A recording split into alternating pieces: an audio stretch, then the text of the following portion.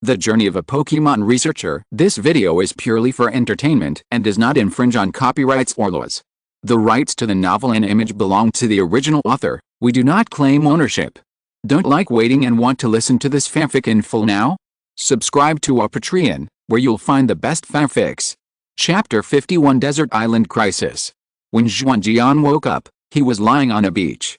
Thank God, I'm still alive. Xuanjian struggled to get up from the beach and checked his body. He was not injured, but his body was a little weak. The quality of the space backpack passed the test and was still on his back. Thank you, Hai Xingxing, come back and rest first. Xuanjian took out the Pokeball and took back Hai Xingxing, who was exhausted. This time, thanks to this guy, otherwise he would have been washed away by the waves instead of waking up on such a beach. By the way, where is this? Xuanjian looked around, and he didn't recognize the surroundings at all. The sea chart and locator were not in his backpack. He could only wait for a ship to pass by and rescue him. I hope I won't be washed too far, otherwise I don't know how long it will take to be rescued. Duoga should find someone to rescue him after he is safe. If he is washed too far, it will be difficult to find him. It seems that he had to live like Robinson Crusoe for a while before being rescued, but then again, this island is too desolate, isn't it? The island where Xuanjian woke up was not small. It looked similar to the island where he subdued Scyther, but the environment was very different. The island where Scyther lived was full of green trees, while the island in front of him was full of rocks and weeds. I don't know if I can find food here. If not, I can only go to the sea to fish. Xuanjian said worriedly. There was not much food in the space backpack, only enough for 1 or 2 days, but it seemed that there were no fish to catch near this island. Come out, Scyther. Xuanjian called Scyther. On such an unknown island, it is better to take some precautions. With Scyther, Xuanjian began to explore the island. The island was as desolate as it looked at the first sight. The soil was thin and not fertile, and only some weeds could grow. The uneven rocks were severely weathered by sunlight, rain and sea breeze. A large rock could be broken with a light kick. When Xuanjian walked to the center of the island, he could already clearly see the edge of the other side of the island. I didn't find anything. This island is a bit strange, Xuanjian said to himself. After walking around, he found some feathers of bird Pokemon in the cracks of some rocks, but he didn't encounter any animals. This was really strange. I feel like I have heard of such a thing somewhere. Xuanjian tried to recall. But after thinking for a long time, Xuanjian still couldn't remember. Forget it, let's not worry about it. Let's find a place to rest first. Scyther nodded in agreement. It was also a little hungry and wanted to eat something. After finding a rock that looked relatively smooth, Xuanjian sat down, released Zubat, Eevee and Starfish, took out the food and ate with them. I have been unconscious for a day, and the elves have only eaten since yesterday morning. They are very hungry. When they see the food, they don't care about the huge difference between the taste of compressed dry food and multi-track cuisine, and they eat it in big mouthfuls. After eating the food, Xuanjian did not take the elves back, but let them move freely outside. After staying in the elf ball for a long time, they should be allowed to move around. Eevee's injuries have healed a lot at this time, and it is happy to crawl in the grass. Suddenly, it found something strange and hurriedly brought it to Xuanjian. Is this a snakeskin? Xuanjian looked at the thing that Eevee brought to him as a treasure, took a closer look, and was surprised to recognize that it was the skin shed by a snake Pokemon, Abra. Damn, I remember what I forgot. Looking at this snake skin, Xuanjian remembered something he was worried about before. In his previous life, he heard that some isolated islands in the sea are snake islands. These islands are extremely desolate, with few products, and even few fish around. The only creatures on the island are snakes, which feed on migratory birds that inhabit the island when they migrate across the sea.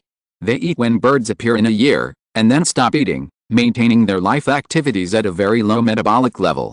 In fact, only creatures like snakes that can regulate their metabolism very slowly can survive in such a cruel environment with a lack of food. But that was in the last life after all. In this life, ordinary snakes are already difficult to pose a threat to people. The real threat is those snake Pokemon. The snake slough found by Eevee shows that there are at least snake Pokemon like Abra on this island, and according to the laws of nature, there should be more Abra snakes on this island. For these elves who have been lacking food for a long time and are in a state of hunger, their toxins are more than those snakes that often fight. And what they caught in the past must not be ordinary birds, and they may even have caught bird Pokémon. In this case, in order to ensure that they can get enough food, their fighting power must be very strong.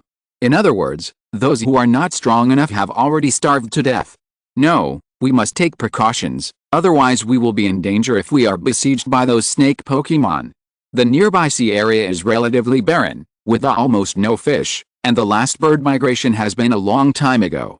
For those hungry snakes, he and the Pokémon are like a delicious meal delivered to their doorsteps. Eevee, Zubat, you come back first. Xuanjian took back the two Pokémon, because Eevee has not yet recovered from his injury and cannot exert his combat effectiveness, and Zubat is suitable for night activities, so it is better to let it rest well and conserve its energy.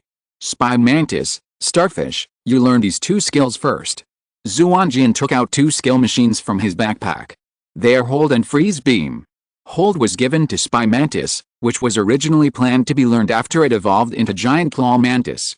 After all, Giant Claw Mantis is 4 times weak to fire, and the fire-type skills are too threatening. Learning to hold can improve its fire resistance. And Freeze Beam was given to Starfish, which is the most suitable skill for it with high special attack. Both Pokémon were very happy to learn new skills. Xuanjian turned on the skill machine and placed it on their heads, on the gem of Starfish, and the skill machine passed the information about the skills to them. The two Pokémon quickly learned the two skills. However, this is just learning. There is still a high possibility of failure when they use the skills. They must go through a certain amount of practice for a certain period of time to truly master these two skills. After learning the skills, we have to build fortifications. Starfish, you are responsible for vigilance, and Scyther come to help. If there are a large number of snake elves on this island, it will be difficult to block their attacks with just a few elves. Some measures must be taken. Xuanjian chose to build fortifications on the beach where he woke up, because there is a lot of sand here for easy use, while other places are all rocks and difficult to build. Starfish fell on the beach and soon turned the same color as the beach and merged with the beach. Under Xuanjian's command, Scyther gathered the sand together and slapped it hard to form a solid circular sand wall defense circle. After the defense circle was built, the sun gradually set, and it was night when snake elves like to start activities the most. As the sun sets, many lives hidden in the cracks of the rocks underground on the island are slowly reviving, their heartbeat speeding up, their vitality growing stronger, and even the rock layers can't stop them. They appear in Xuanjian's perception. Here's today's update first, and the rest depends on your efforts. In addition, thank you for the reward. Chapter 52, Snake's Attack. As night falls, the temperature gradually drops. In the perception of snake Pokémon that can sense temperature, Xuanjian and Scyther are two big furnaces emitting blazing heat, constantly attracting them to come over and swallow them into their stomachs. Although they can swim, it is too difficult for these elves to swim across the sea to reach the continent and other islands with more abundant food, so they can only rely on migratory birds and occasional passing fish to fill their stomachs. Insufficient food keeps them hungry most of the time, and in order to reduce consumption, they hibernate in a similar way. This environment without natural enemies and long-term sleep makes them have a very long lifespan, and as their lifespan increases, their levels continue to increase over a long period of accumulation, and even many Arbok monsters, the evolution of Arbok snakes, have appeared. Originally, they should have slept as usual tonight, waiting for the arrival of the next migration season, but Xuanjian's arrival broke the calm. They sensed the creature whose body temperature was much higher than the surrounding level, and this creature had appeared several times before. The long lifespan makes them more intelligent, and they understand that this is another creature that was stranded on the island due to shipwreck. In the past, such creatures have become their food, and every time such a good thing happens, the days of that year will be particularly relaxed, so this time, they set out as soon as it gets dark. This is going to be bad. Xuanjian sensed the snake-type elves pouring out from all over the island and secretly cried out. Although due to food restrictions, there are only 2 types of snake elves on the island, Arbok and Arbok, and the number is not large, but half of the 20 are Arbok. And there are only 3 elves in his hands that can fight. The situation is really dangerous. Come out, Zubat. Not daring to neglect, Xuanjian released all the elves and planned to use all his strength from the beginning. If a war of attrition is carried out, he will definitely not be able to win. Only by giving the opponent a head-on blow at the beginning can the opponent realize that if he wants to take him down, he needs to pay a huge price, and only then can the opponent hesitate whether it is worth doing so. Zubat uses sound waves to conduct reconnaissance, and is actually more sensitive at night than during the day, so as soon as it appears, it finds the group of Arbok snakes that are quickly surrounding it, and immediately shouts a warning.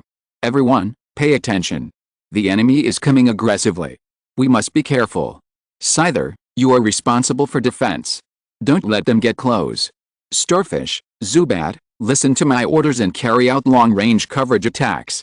Xuanjian first roughly assigned the responsibilities of the 3 elves. After all, this was the first time that he commanded 3 elves to fight at the same time. Xuanjian didn't know if he could react at that time. If he couldn't react, it would depend on the elves to play freely. Let's teach them a lesson first. Zubat, use air cutting on the place with the most snakes.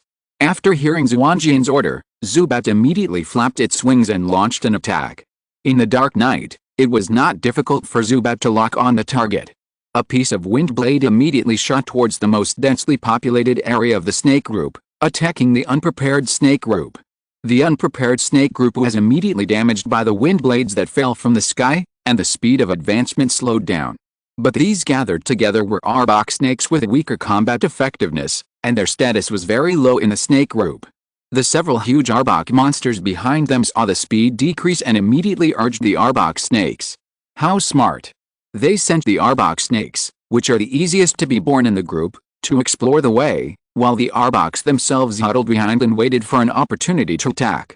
Snakes are good hunters and are born to hide themselves, so Xuanjian's perception of the snake group was not clear.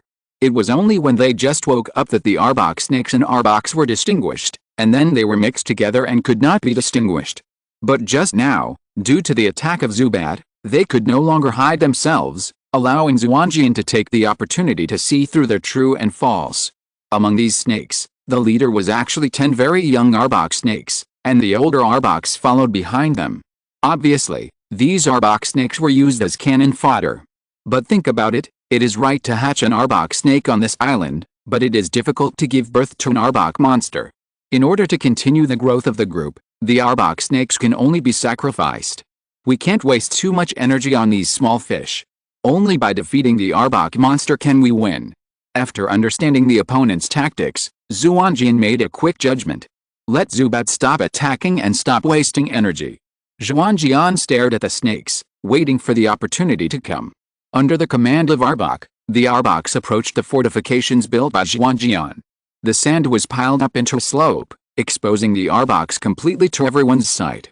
Looking at the entangled Arboks, Xuanjian shuddered, but reason told him that this was not the time to be afraid.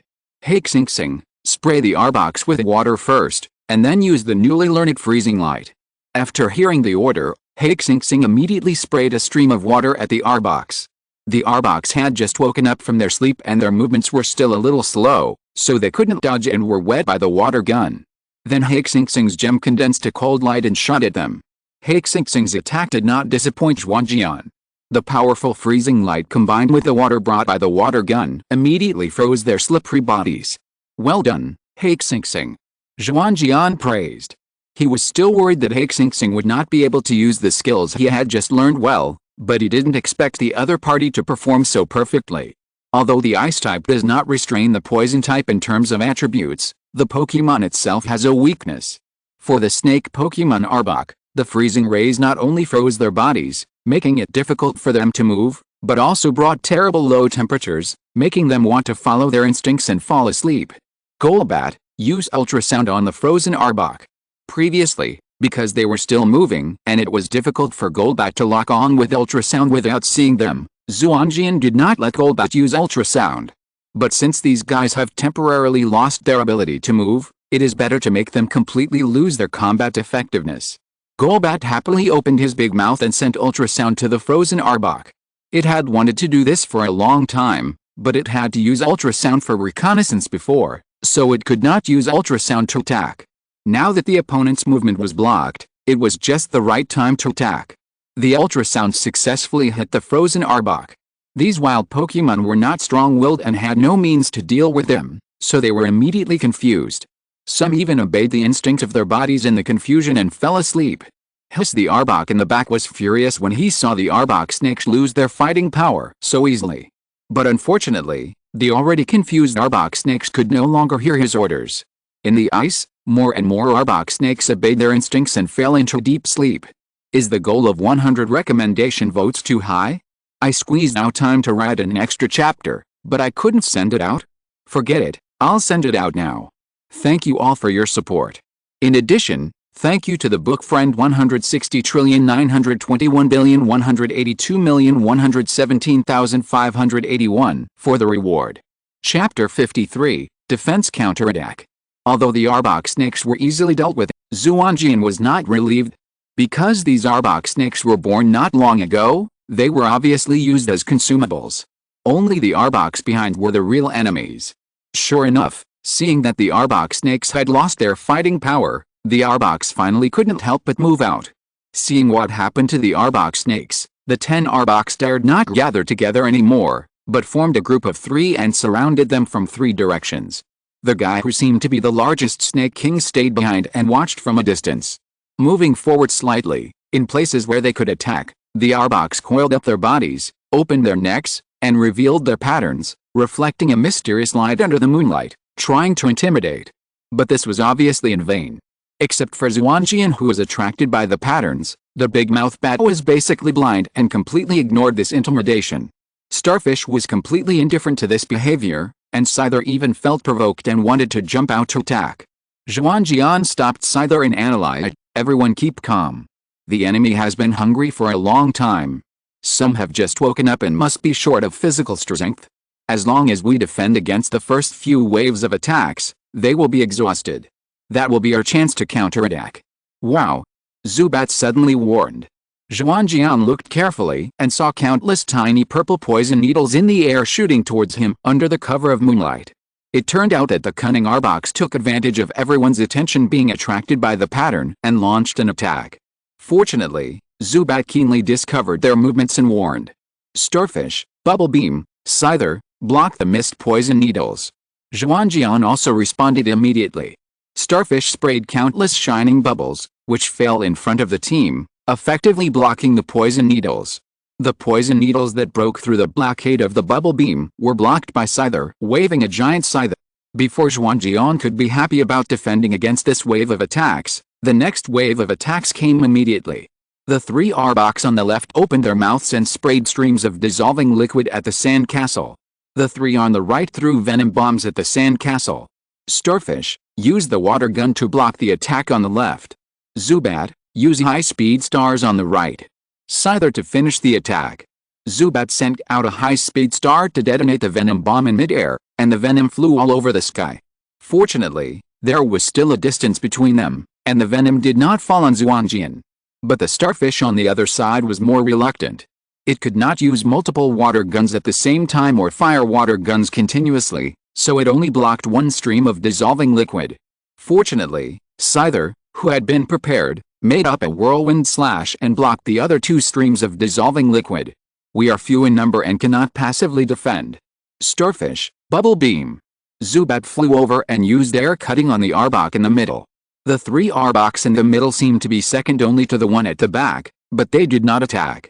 I don't know what they were thinking. Starfish immediately sprayed a large amount of foam light, floating in the air in front of the sandcastle, forming a defensive circle, but then it was destroyed by the poison needle. And Zubat flew to the middle Arbok to attack, but the opponent did not move. Not good. Scyther, prepare to use defend. Xuanjian saw this scene and immediately understood that the opponent was preparing to launch a skill. He immediately ordered Scyther to prepare for defense. Sure enough, the 3 Arboks in the middle quickly opened their mouths, and a large ball of energy was sprayed out of their mouths. P.S. The skill is charged and sprayed, and the power is comparable to the powerful skill of destroying the Death Ray, shooting directly at the sandcastle. Fortunately, Scyther had already prepared, standing at the front of the team, crossing the 2 sickles, and a golden energy opened from it, forming a shield, blocking the 3 surging energies. Scyther, come on, these guys are very weak. After and during this wave of attacks, it will be difficult for them to organize an effective attack. Xuanjian cheered Scyther. Scyther nodded with difficulty, trying to stabilize the golden shield formed by the skill and resist the three energies that were spraying over. Although it was weak, the energy power of the three Arboks was still not to be underestimated. Even with a divine skill of guarding, Scyther had to spend a lot of effort to block the attack. After the attack, Scyther's strong sickles were shaking constantly. Fortunately, only 3 Arboks learned this skill, otherwise Xuanjian felt that he could admit defeat now. One-man defense cannot win, only counterattack can work. Although these Arboks are powerful, some are malnourished, and they have just woken up from sleep, so their bodies are relatively slow. So after several waves of attacks, they are inevitably a little out of breath and physically exhausted. Xuanjian immediately seized the opportunity to counterattack. Starfish, use spirit on the middle. No, everyone get down quickly. Just as Xuanjian was about to stop the counterattack, the Arbok Snake King, who had not moved, made a move. It opened its mouth, and a ball of golden light condensed in its mouth. It's the Destruction Ray. Xuanjian immediately recognized this skill, and hurriedly pulled Scyther and Starfish to lie down behind a defensive wall made of sand. With the current strength of his team, this move could not be resisted. The power of the Destruction Ray is unquestionable. The Destruction Ray sent by the Snake King hit the sand castle fiercely. Fortunately, he did not slack off during the construction during the day, and every part was hit very solid by Scyther. But even so, the sand castle was completely melted into hot glass liquid after blocking the Destruction Ray. The fortifications were completely destroyed, but now it was time to fight back. The Snake King fell into a state of stiffness. It was very laborious for it to launch this attack with its weak body, and it would take more time to recover. The other Arboks launched attacks to cover him. But unfortunately, due to lack of physical strength, he could only use the skill of Poison Needle. Golbat, use air cutting to block the Poison Needle. Xuanjian commanded Golbat to fly high in the sky, flapping its wings to form a large wind blade. Due to the high enough height, the wind blade spread and covered the space between the two sides. Although the power was greatly weakened, it was enough to block the Poison Needle. Spy Mantis, you go and deal with the Snake King. After emitting the Destruction Death Ray to attack, the Snake King fell into stiffness, and it was a good time to counterattack. Xuanjian ordered Spy Mantis to leave his side and attack without hesitation. Spy Mantis nodded, flapped its wings and soared into the sky, passing through the wind curtain woven by the cross bats, and rushed towards the Arbok Snake King who was still in stiffness. Eevee, you come out to help too. Xuanjian called Eevee. At this time, even if he was seriously injured and not healed, he couldn't care, otherwise once the snake group caught its breath, everyone would die. Eevee, use Charm and Starfish on the 3 Arboks on the left, use Freezing Ray on the 3 Arboks in the middle, and Zubat, hold the 3 Arboks on the right. Xuanjian continued to arrange tactics. Let the elves hold the other Arboks and don't give them the opportunity to go back to rescue the Snake King. There is no difference between the appearance of male and female Arboks, so it is difficult to judge their gender. However, according to the habits of Arboks, the Snake King is generally male and has the highest status, while the second is female, and the other males have the lowest status. Therefore, Xuanjian judged that the smallest Arbok on the left was male, and with a mentality of taking a gamble, he asked Eevee to use Charm on them. Fortunately, Xuanjian's judgment was confirmed. The 3 Arboks were indeed male.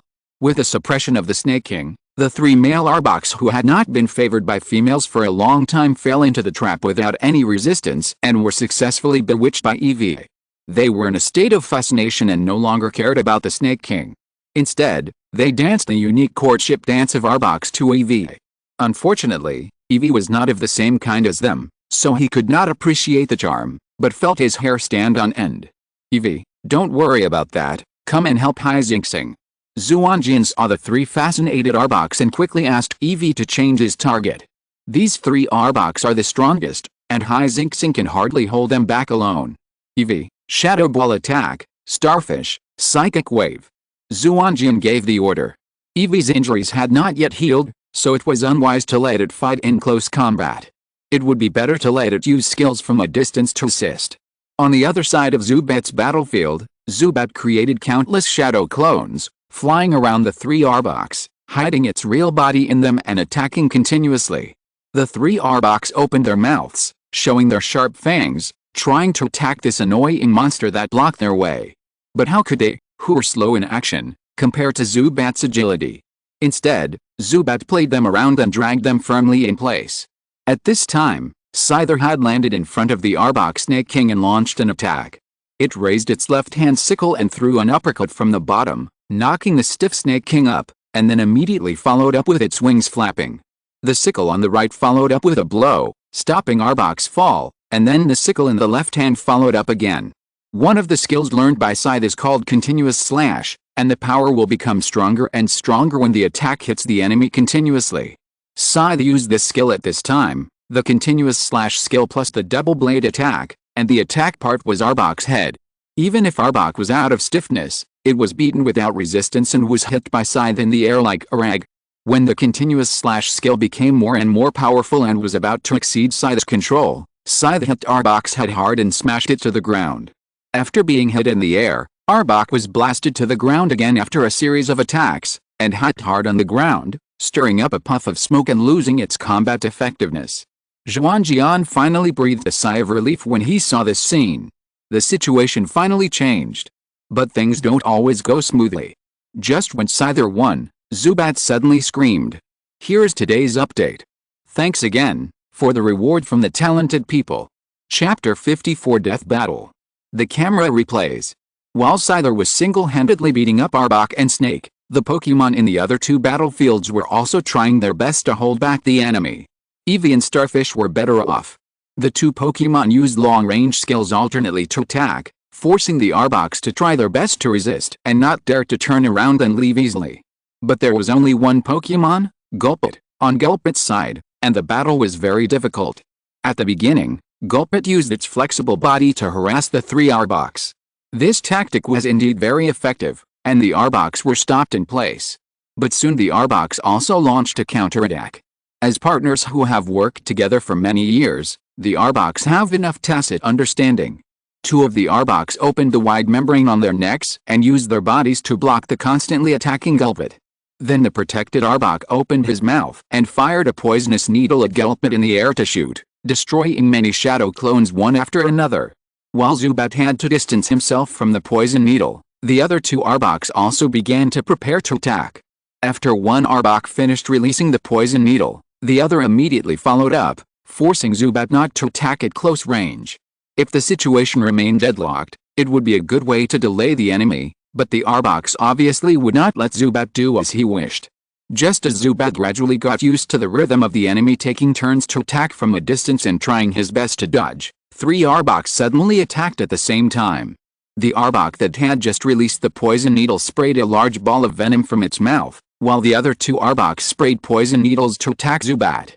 If it were other elves, they could completely resist these damages with a poison immunity brought by their own poison attributes, but for Zubat, who relied on flexibility to fight and had a fragile body, once hit by any attack, it might hinder its actions and fall into an irreversible situation. Therefore, Zubat could only try its best to dodge all attacks. Although the three sudden attacks were difficult to dodge, they were not unsolvable for Zubat. With its superb flying skills, it successfully dodged the three attacks, but it was unexpectedly ambushed by the enemy behind it. The Arboks attacked in teams of three at the beginning, which paralyzed Xuanjian and the elves, thinking that their cooperation only existed among the three Arboks in the same team, and forgot that they were actually a group and it was not uncommon for them to cooperate with each other. It was this illusion that Zubat was successfully ambushed. While dodging the attacks of the three Arboks, Zubat flew farther and farther and entered the attack range of the three Arboks that were fighting against Eevee and Starfish. Two of the Arboks stepped forward to block the attacks of Eevee and Starfish, and the remaining Arbok's hovering body bounced up and bit Zubat's wings in the sky. Seeing Zubat being bitten, Xuanjian was anxious. Eevee, Starfish, rescue Zubat. It turned out that the three Arboks blocked by Zubat had taken advantage of this opportunity to leave the battlefield and rush towards the Snake King, entangled with Scyther, and became the key to determine the outcome of the battle. Eevee and Starfish also saw Zubat being caught, and did not dare to neglect it, and quickly attacked the Arbok who caught Zubat. But they were blocked by the other two already wounded Arboks. Zubat, who was bitten, was unwilling to give up and struggled hard. The Arbok who bit Zubat was very annoyed by Zubat's resistance, and Golden Current came out of his mouth, and used lightning bugs to attack Zubat. Damn it, Eevee, Starfish, you hold those two guys, I'll go rescue Zubat. Xuanjian immediately rushed to the one who bit Zubat. The physical fitness of people in this world is very good. As long as they have some training, it is not difficult to single out some elves. Although Xuanjian had not undergone this kind of training, the awakening of the power of Changpan nourished his body all the time, greatly improving his physical fitness. When Xuanjian ran towards Arbok, Arbok did not stop attacking Zubat. Because Zubat also has poisonous properties, Arbok's best poison skills are not very effective, and other skills do not have enough energy to launch. Therefore, after a lightning fang attack, Arbok used other methods. It bit Zubat, shook its head and threw it hard on the ground, throwing Zubat hard on the ground. Although the ground was soft sand and no skills were used in this attack, Zubat's wings were broken. Then, Arbok raised its tail high and aimed at Zubat, which had lost its ability to move on the ground, and whipped it. According to its estimation, this attack would definitely kill the bat, and then it could swallow it into its stomach. But all this obviously could not be achieved as expected. When Arbok's tail fell, Xuanjian arrived successfully. Without thinking too much, Xuanjian lay on top of Zubat and used his back to block the attack for Zubat. Zubat, it's okay.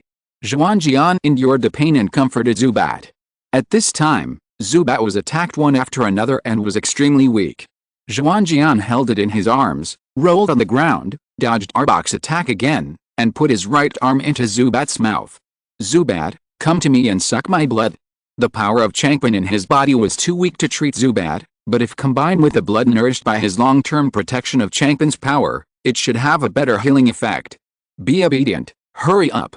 After dodging Arbok's attack again, Xuanjian ordered Zubat, who did not move, but Zubat still refused. To it, Xuanjian was a very close person and could not hurt him. You are really disobedient. Xuanjian saw that it still refused to move, but its breath was getting weaker and weaker. He fixed the body of Zubat with his left hand, and hit Zubat's fangs with his right hand. The sharp teeth immediately cut Xuanjian's skin and pierced into the blood vessels. Warm blood immediately gushed out and fell into Zubat's belly. Nourished by Changpan's power for a long time, Xuanjian's blood was full of vitality. Once it fell into Zubat's belly, it immediately took effect and stopped Zubat's breath from falling. Xuanjian was relieved when he saw this. Arbok attacked several times with its tail, but Xuanjian dodged it, so he changed his attack method. It opened its mouth and shot a poison needle at Xuanjian. Xuanjian did not have a physique to resist poison, but with his physique, he would not die immediately even if he was poisoned, and he also had an antidote. What he needed to worry about was that if these drizzles hit the eyes and other parts, they might cause irreparable damage. Therefore, Xuanjian held Zubat in his arms with one hand and continued to feed blood, and protected his head with the other hand, facing away from Arbok and bearing the poison needle attack. Xuanjian, who was facing away from Arbok, gave Arbok a great opportunity to attack. Arbok quickly swam over and wrapped its long body around Xuanjian. Compared to skills, this kind of strangulation is their favorite way of attack, but it was a pity that they had never had the opportunity before. Xuanjian also noticed Arbok's movements, but Arbok's tail had already wrapped around his feet, and it was too late to escape. Xuanjian could only throw Zubat in his arms out and get out of danger, and then he was completely entangled by Arbok. Arbok opened its mouth and bit down at Xuanjian, who was entangled. Xuanjian quickly used his free hand to tightly pinch its neck, trying to stop it from attacking and knock it unconscious. Arbok's attack was blocked, but the enemy pinched its vitals instead, and it also went crazy, wrapping its body tighter and tighter, trying to strangle Xuanjian first. Seeing Xuanjian being entangled, Xuanjian's elves also panicked and attacked the enemy more desperately, but the Arboks also knew that it was the moment to decide the outcome, and they also tried their best to stop them, and the two sides continued to stalemate. The force of Arbok's titaning was very strong, and it could even crush an iron barrel. Even with the physical fitness of people in this world, they would be easily squeezed to death. Xuanjian felt that his bones were about to be crushed, and immediately used his ultimate life-saving ability to completely detonate the power of Changpan in his body to resist the increasingly tight body of Arbok. This was a gift he got when he left home, and it was very powerful. Unfortunately, it was rootless water, and it was gone after it was used. The greatest function of Changpan's power is healing, and its offensiveness is almost zero. The stimulated power of Changpan only temporarily strengthens and treats Xuanjian's body, and cannot directly help him fight against Arbok, So both sides are just fighting desperately, trying to put the other side to death first. But as an Arbok with a high level and long lifespan, his endurance and strength are much stronger than that of the 10-year-old Xuanjian. Even with the increase of the power of Changpan, Xuanjian gradually fell into disadvantage, and the power of Changpan was about to be exhausted. At this critical moment, the big mouth bat thrown by Xuanjian emitted a white light symbolizing evolution. Although it is still less than 100, this is the day with the most recommendation votes since I started writing the book. I decided to work hard to write a chapter to thank everyone for their support. I hope everyone will continue to be so awesome. If you're listening to this novel on a channel other than Fanfic World, it means they downloaded and uploaded it without effort. We cordially invite you to visit our channel, Mundo Fanfic Novelis. There you'll find the original version of this story, and you can explore many other novels of various genres. We're waiting for you to immerse yourself in a world of incredible novels. Chapter 55 Rescued. Evolution is a very wonderful thing. It is not like in the game where there are fixed requirements and you can evolve after reaching them. Just like Zubat, the level is high enough and the relationship with Xuanjian is close enough, but it still has not evolved. Xuanjian carefully checked it and found that it was probably because it was too young and its body needed further development, so it had not evolved yet. But I didn't expect that Zubat would evolve at this critical moment. The surging white light emerged from Zubat and wrapped around its body. In the white light, the lower limbs of Zubat further shrank and became shorter. At the same time, a pair of new wings grew under the original wings. The fur color on its body gradually changed from the original blue to purple, the mouth shrank, the ears became longer, and the eyes became larger, forming a face that looked bad. Although evolution occurred, the broken wings did not recover, but the Zubat, which grew a pair of wings, has recovered its ability to fly. Flapping its smaller pair of wings, the crossbit flew into the air, a burst of lavender energy emerged from its head, and it crashed into Arbok's head. This was the skill it had just learned, the Mind Hammer, a skill discovered from its bloodline after this evolution.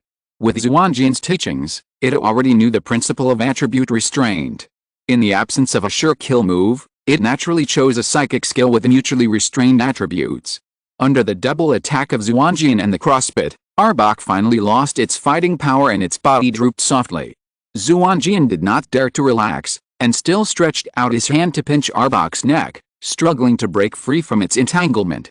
The crossbit also landed on Xuanjian's shoulder obediently, rubbing Xuanjian with its furry body affectionately. "Let's go help the other partners." Xuanjian also touched the head of the crossbit and said to it. The crossbit nodded, opened its mouth, and launched an ultrasonic attack on the two Arboks that were fighting with Starfish and Eevee. The two Arboks were hit by the ultrasonic wave without any preparation, and immediately fell into chaos. They were completely defeated by the spiritual wave of Starfish. "Deal with those three first." Xuanjian pointed at the three male Arboks that were dancing the snake dance. Scyther had the upper hand, so there was no need to rush to help. On the contrary, the three here were about to get out of the state of fascination. To be honest, Eevee's charm was so useful that it was completely beyond Xuanjian's expectation that it would last so long. I really don't know if it was because of the nature of snakes or because they were too suppressed in normal times. The three Arboks, who had been dancing the snake dance frantically for a long time, had already consumed a lot of physical strength, and were easily dealt with by the three Pokémon. Then the three Arboks on Scyther's side were no problem. After defeating all the Arboks, Xuanjian did not dare to be careless. He took out the Pokéballs from his backpack and put the Arboks and all the Arboks into them one by one. Although he had no intention of nurturing them, if he left them alone like this, they might attack him when they woke up. By the way, if you have more than 6 Pokémon, they will be teleported away. So if I put a message for help on these Pokémon, the receiving Pokémon should be able to receive it. Thinking of this, Xuanjian immediately found a pen, released Arbok, and wrote a message for help on the back of its wide neck. But the final result disappointed Xuanjian. It seemed that because this was a no man's land, the Alliance's monitoring or transmission equipment could not cover this place, and these Pokéballs were not teleported away. Xuanjian was not too frustrated, and began to treat the injuries of the Pokémon. The most serious injury was the bat. A pair of wings were broken before evolution. Evolved without correction, causing the bones of the broken wings to grow crooked. All the bones need to be broken and regrown, and it is unknown whether there will be sequelae. However, Xuanjian was powerless to do anything about these, and could only wait until he was rescued and ask Joey to treat him. Evie participated in the war before he was seriously injured, and many of his wounds were cracked, and the previous recovery was almost in vain. Scythe first resisted the combined forces of 3 powerful Arboks, and his giant scythe was damaged and his muscles were strained. Then he defeated the Snake King with injuries, and then entangled with 3 Arboks, which further aggravated his injuries. He needed to rest well before he could recover. Xingxing first brought Xuanjian to this island, and then participated in the battle. He was completely exhausted and fainted as soon as the battle was over. Xuanjian took out the antidote from his bag and drank it. He helped the elves with some preliminary care and treatment in turn, and then he tiredly leaned against the elves and fell asleep. The camera turned to the other side. After separating from Xuanjian, Duoga was quickly taken to the island by the elves, but when she turned around and wanted the elves to save Xuanjian, Xuanjian had been washed away by the surging waves. Magikarp and Butterfree were about to rush into the sea to find Xuanjian. The other elves tried to stop them, but Butterfree and Magikarp did not appreciate it. The two sides pushed each other and the tension became stronger and stronger, and finally they started fighting. "Stop it!" Duoji shouted. Hearing her roar, the elves finally calmed down, but Butterfree and Magikarp were still about to rush into the sea, but were stopped by Duoji. "If you want to save Xuanjian, just listen to me and don't make trouble." Hearing this, Magikarp and Butterfree stopped and looked at Duoji, waiting for her further explanation. Duoji tried hard to control her emotions. Now she couldn't rely on anyone, only herself, and if she couldn't control herself, then her panic would be transmitted to all the elves, making things worse. She held back her tears and said to Magikarp and Butterfree, although Xuanjian was washed away by the waves, he was wearing a life jacket and had starfish by his side, so it was not easy for him to die. When the storm passes, as long as we find him quickly, he can be saved.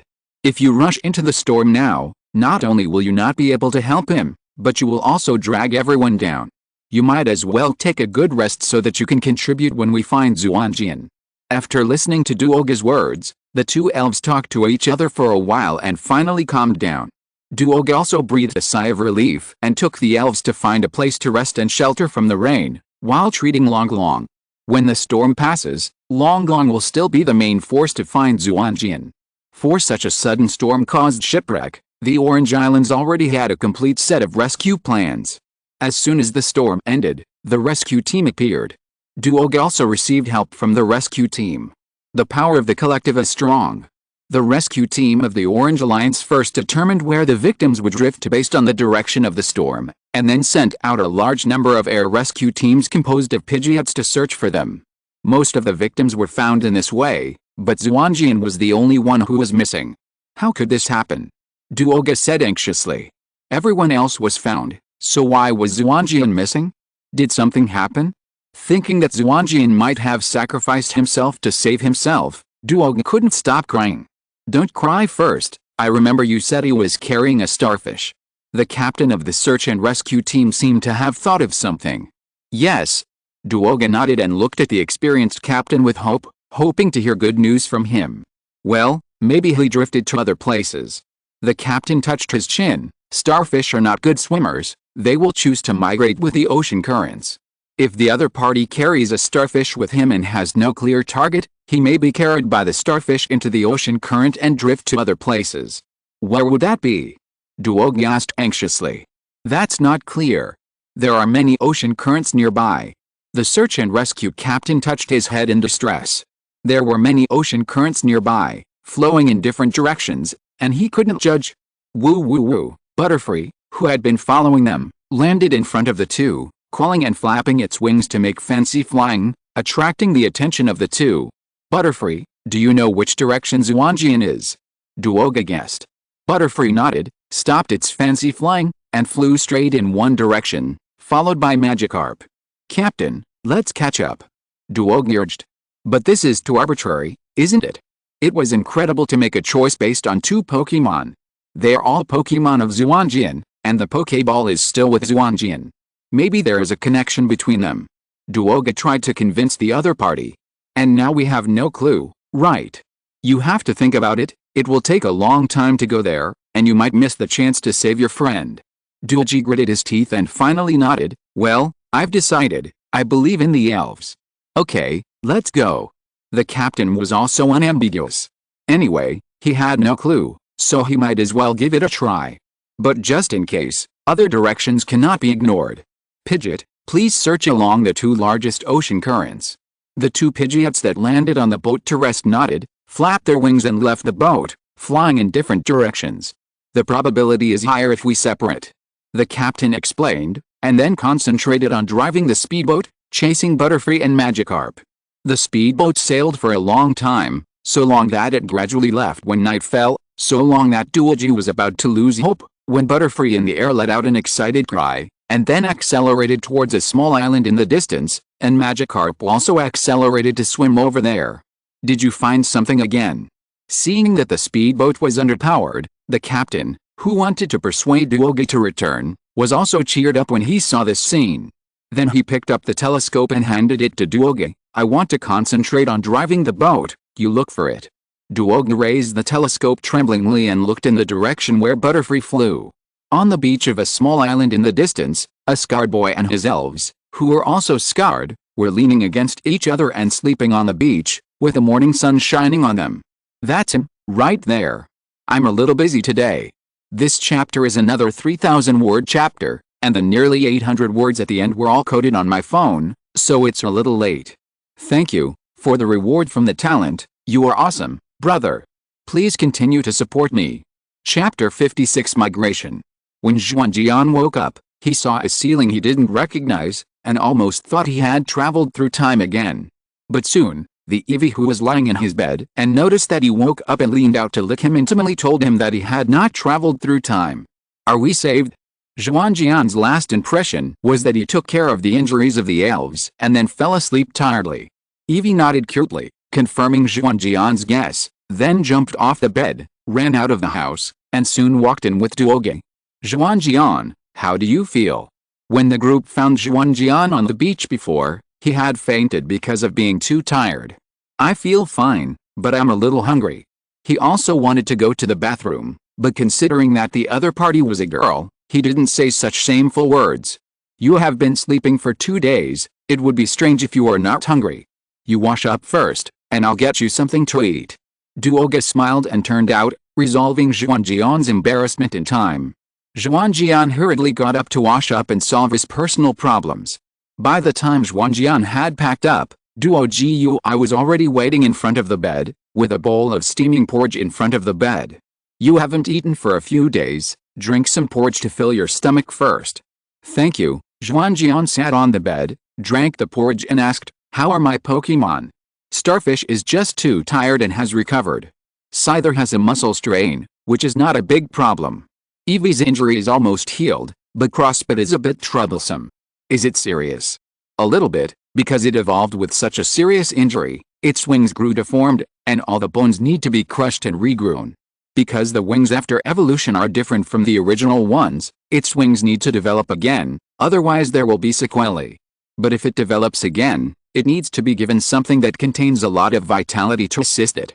Xuanjian, who had been frowning, immediately relaxed his brows when he heard the last sentence. It's hard to say about other things, but he definitely has no shortage of things rich in vitality. However, thinking about this, he felt like a monk. Let me deal with the healing aids for the Crossbit. I happen to have some similar treasures in my hand. Xuanjian did not directly tell Duoji that he possessed the power of Changpin and that his blood could have a healing effect.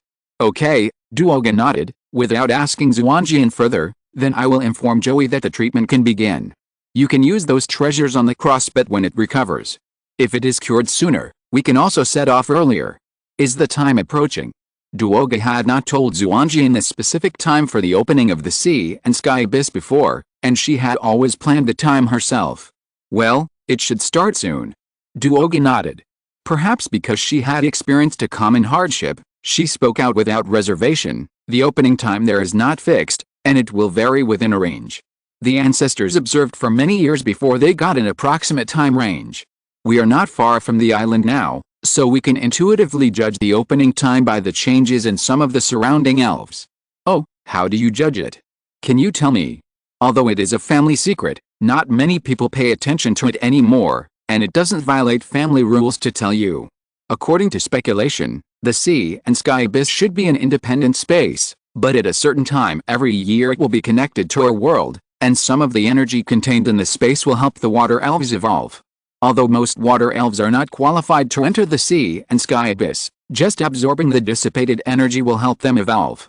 Therefore, every time the sea and sky abyss comes into contact with the world, these elves will spontaneously gather towards the contact point.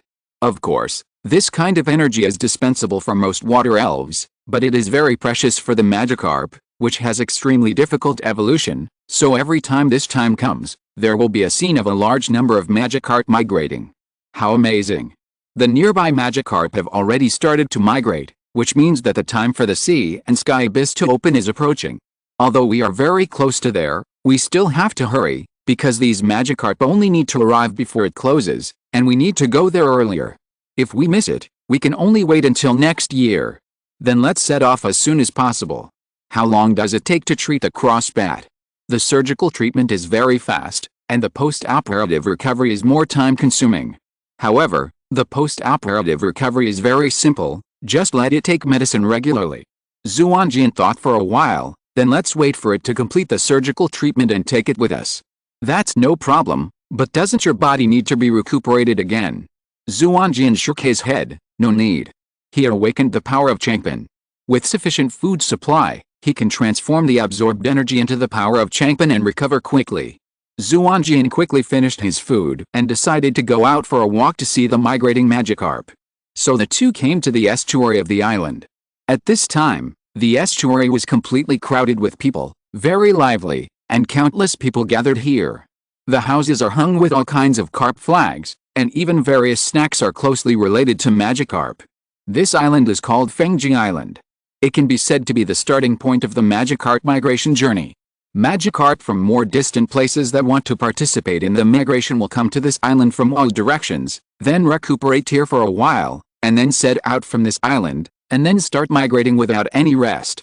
Xuanjian nodded, there are a lot of Magikarp here, but I'm afraid only 1/10 of them can finally return, and as for those who can evolve into Gyarados, it should be even fewer. Well, although according to the latest statistics from an observer, the evolution rate of Magikarp that arrives on the island is as high as 50%, but in fact, if calculated based on the number of all Magikarp participating in the migration, it is probably less than 1,000th. Yes, with so many Magikarp participating in the migration, a large number of predators will definitely gather along the way, and those Magikarp that are physically exhausted will definitely die. The Magikarp that can reach the end are all extremely talented and lucky. But it is still much higher than the evolution rate of less than 1 in 10,000 under natural conditions. The residents of the island also knew that the Magikarp were about to embark on a great journey and start a path of evolution of self-transcendence, and they all sent their blessings to the Magikarp. They threw all kinds of Magikarp's favorite food into the water, hoping that the Magikarp would eat their fill, accumulate more physical strength, and successfully complete the migration, rather than collapse on the road due to physical exhaustion. Magikarp, come out. Xuanjian suddenly summoned his Magikarp. Magikarp, do you want to migrate with everyone? Xuanjian asked.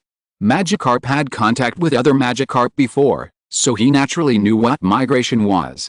When he heard Xuanjian's question, he expressed his desire to participate in the migration with his peers without any hesitation. Xuanjian, this is very dangerous, you don't have to do this at all. We can go directly to the migration site. Although Xuanjian's Magikarp is very strong and special, the risk along the way is too great. Xuanjian shook his head, the evolution of Magikarp into Gyarados is a transcendence of self and life.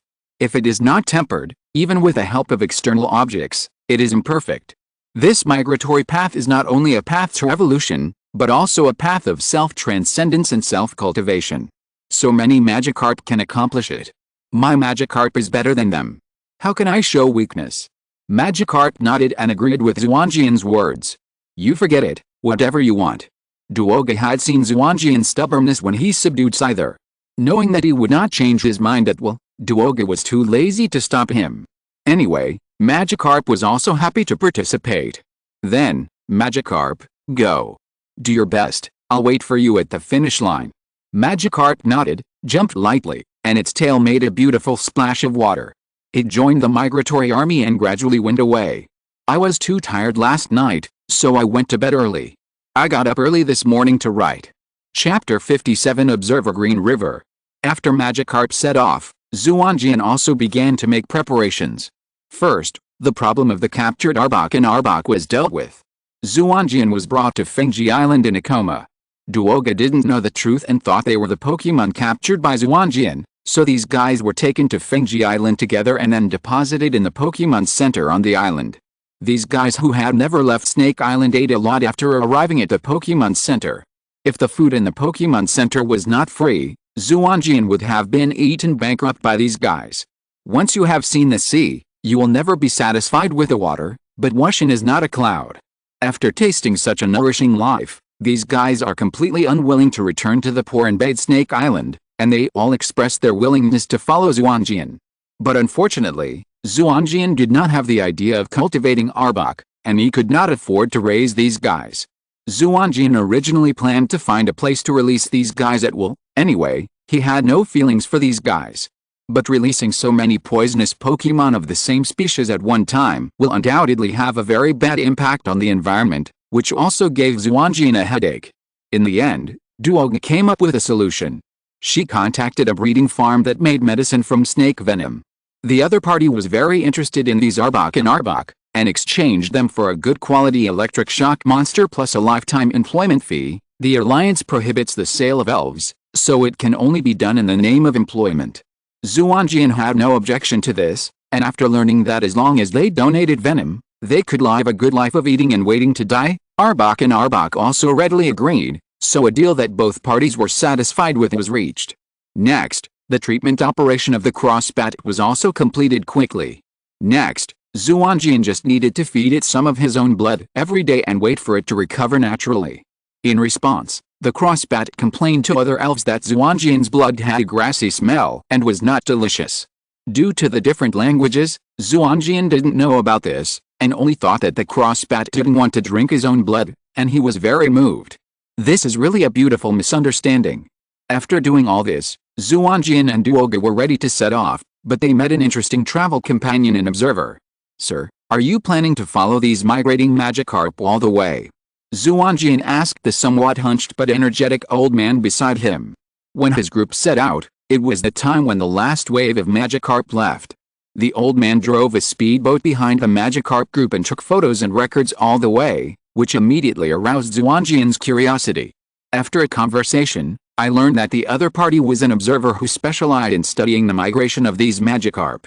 Observers are also a category of researchers, but they focus more on observing Pokémon and finding problems, but do not think deeply about the reasons. Most of them are like a recorder of history, silently witnessing everything.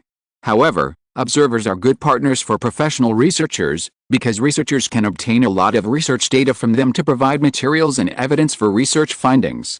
Since the other party is studying the migration of Magikarp, he must have a lot of data related to Magikarp, which is very helpful for enriching his thesis, so Xuanjian took the initiative to contact the other party.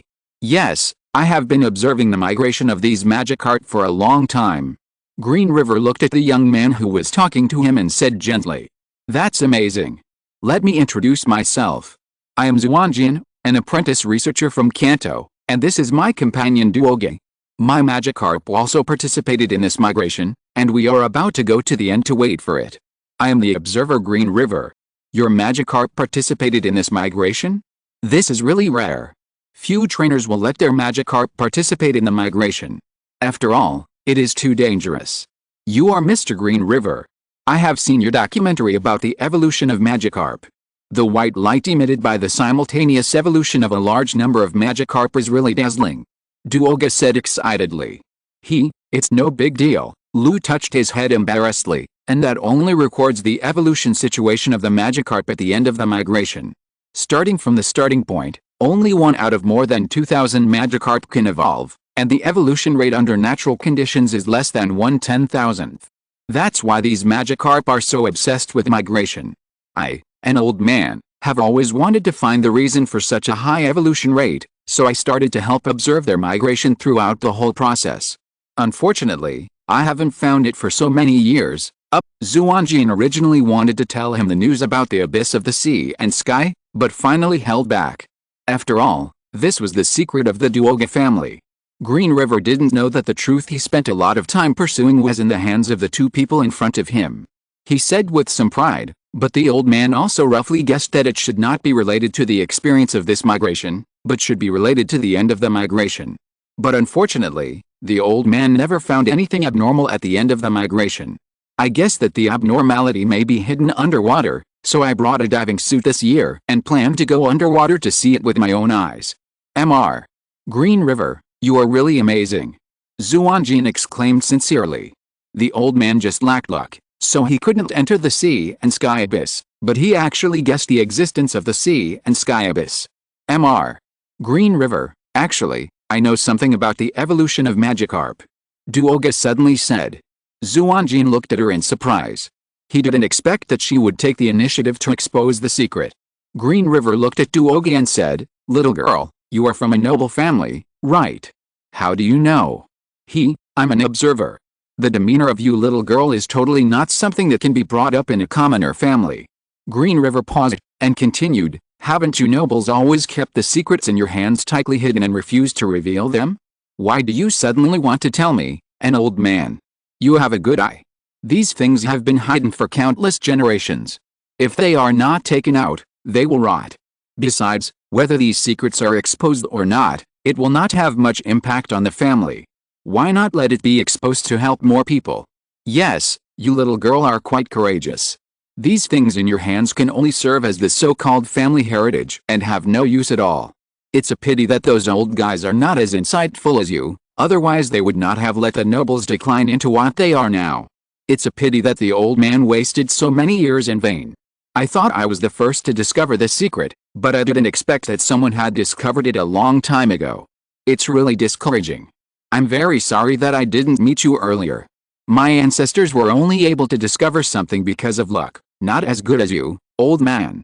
Green River waved his hand. Don't comfort me. People in our industry have long known that a little bit of luck and inspiration is more valuable than countless sweat. It's not a pity that I can witness the secret being solved with my own eyes. I will go with you to witness this secret with my own eyes. No problem.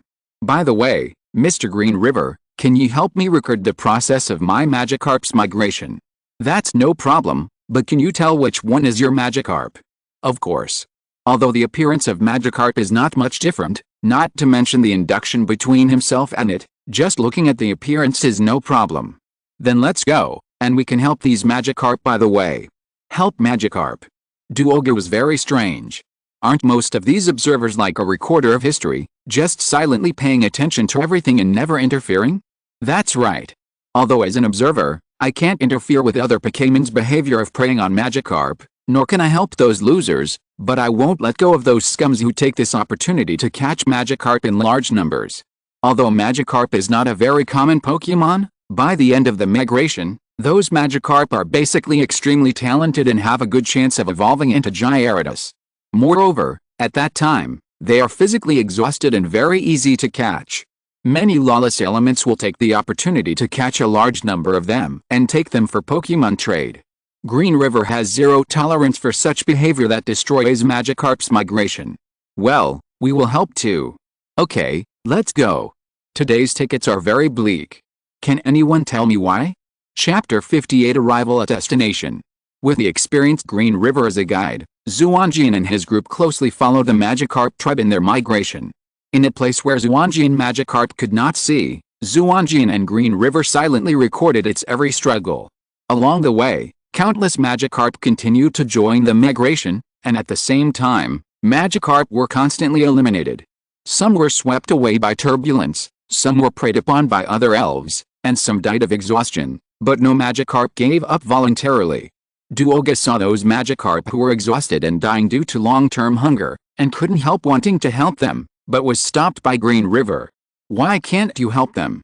Are we going to watch them die like this? Duoga asked loudly in confusion.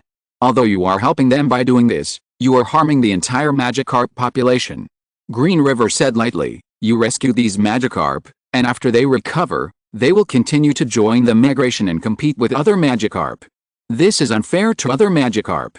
The migration of Magikarp is not only for evolution, but also for mating and spawning. Only those excellent Magikarp that complete the migration are qualified to reproduce. Moreover, the elimination of these Magikarp shows that they have too many defects.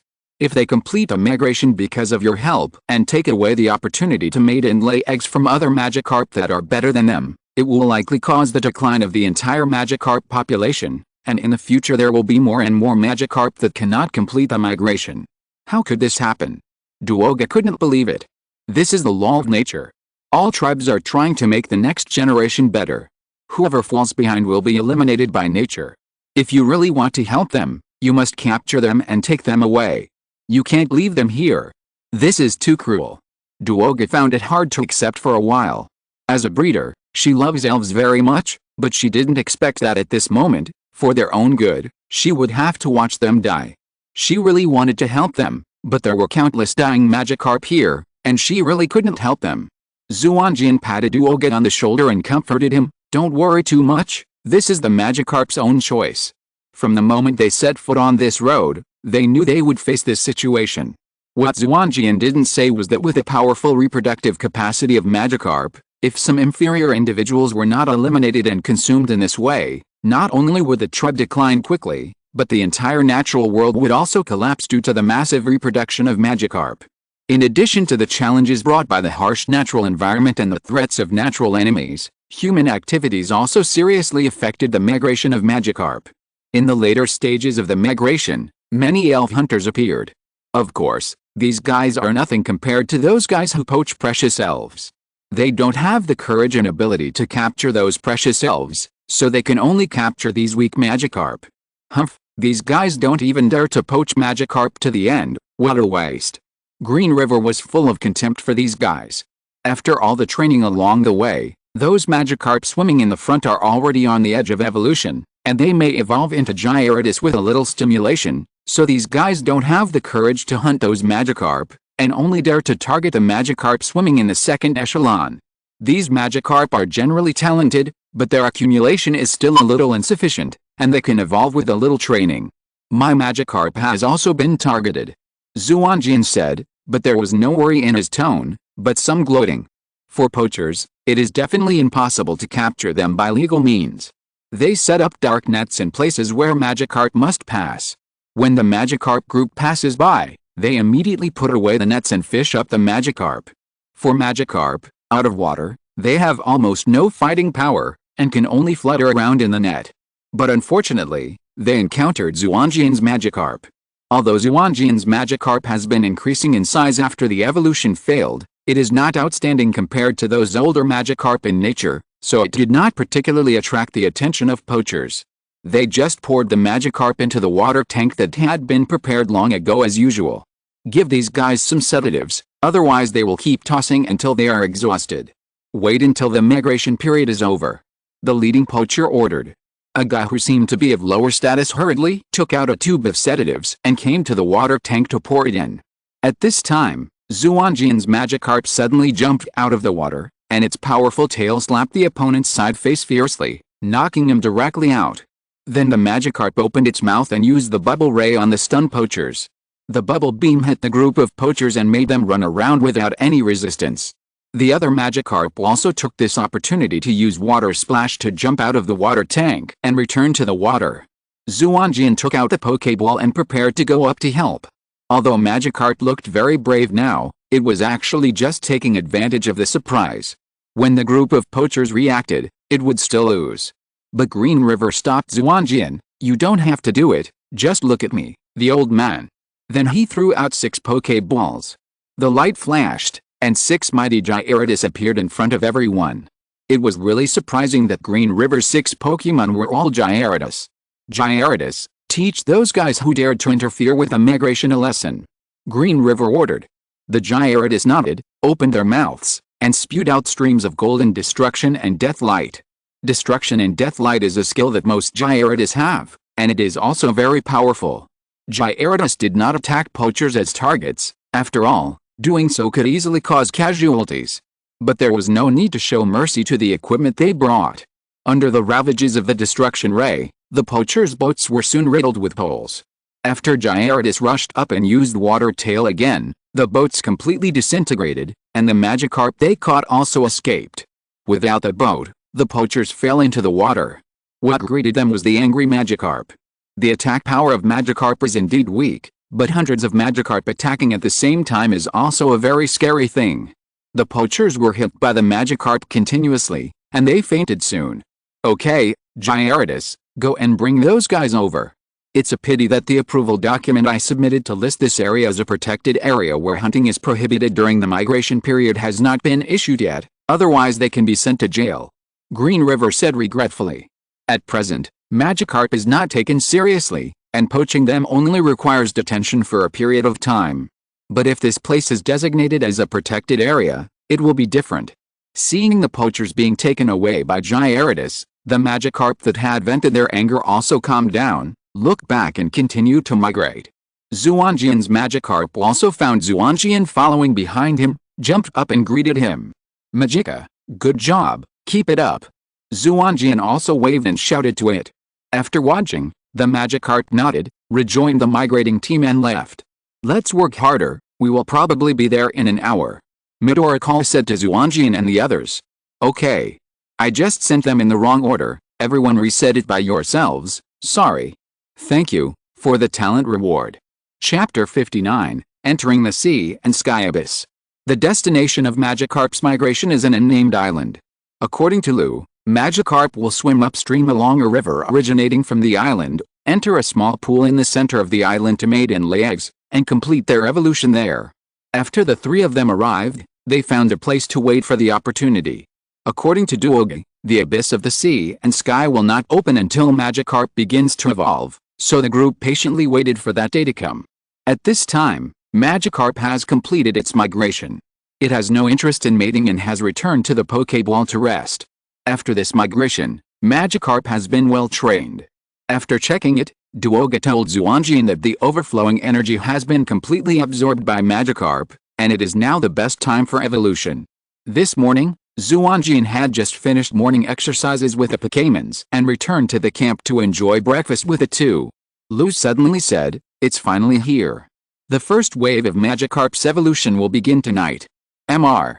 Lu, can you tell when Magikarp will evolve? Duogi asked curiously. These days she has been surveying the terrain all over the island to find the opening point mentioned in the ancestral records. After all, the ancestral records were made a long time ago, and the landforms have changed a bit. Haha, it's nothing actually. Lu stroked his beard proudly. The calendar we use now is based on the trajectory of the sun, so it is difficult to fix the evolution time of Magikarp on a certain day. But I happen to learn the calendar based on the moon that the ancients used more often. According to that calendar, the evolution time has always been fixed on a certain day. Today happens to be the night of the full moon, and the evolution starts tonight.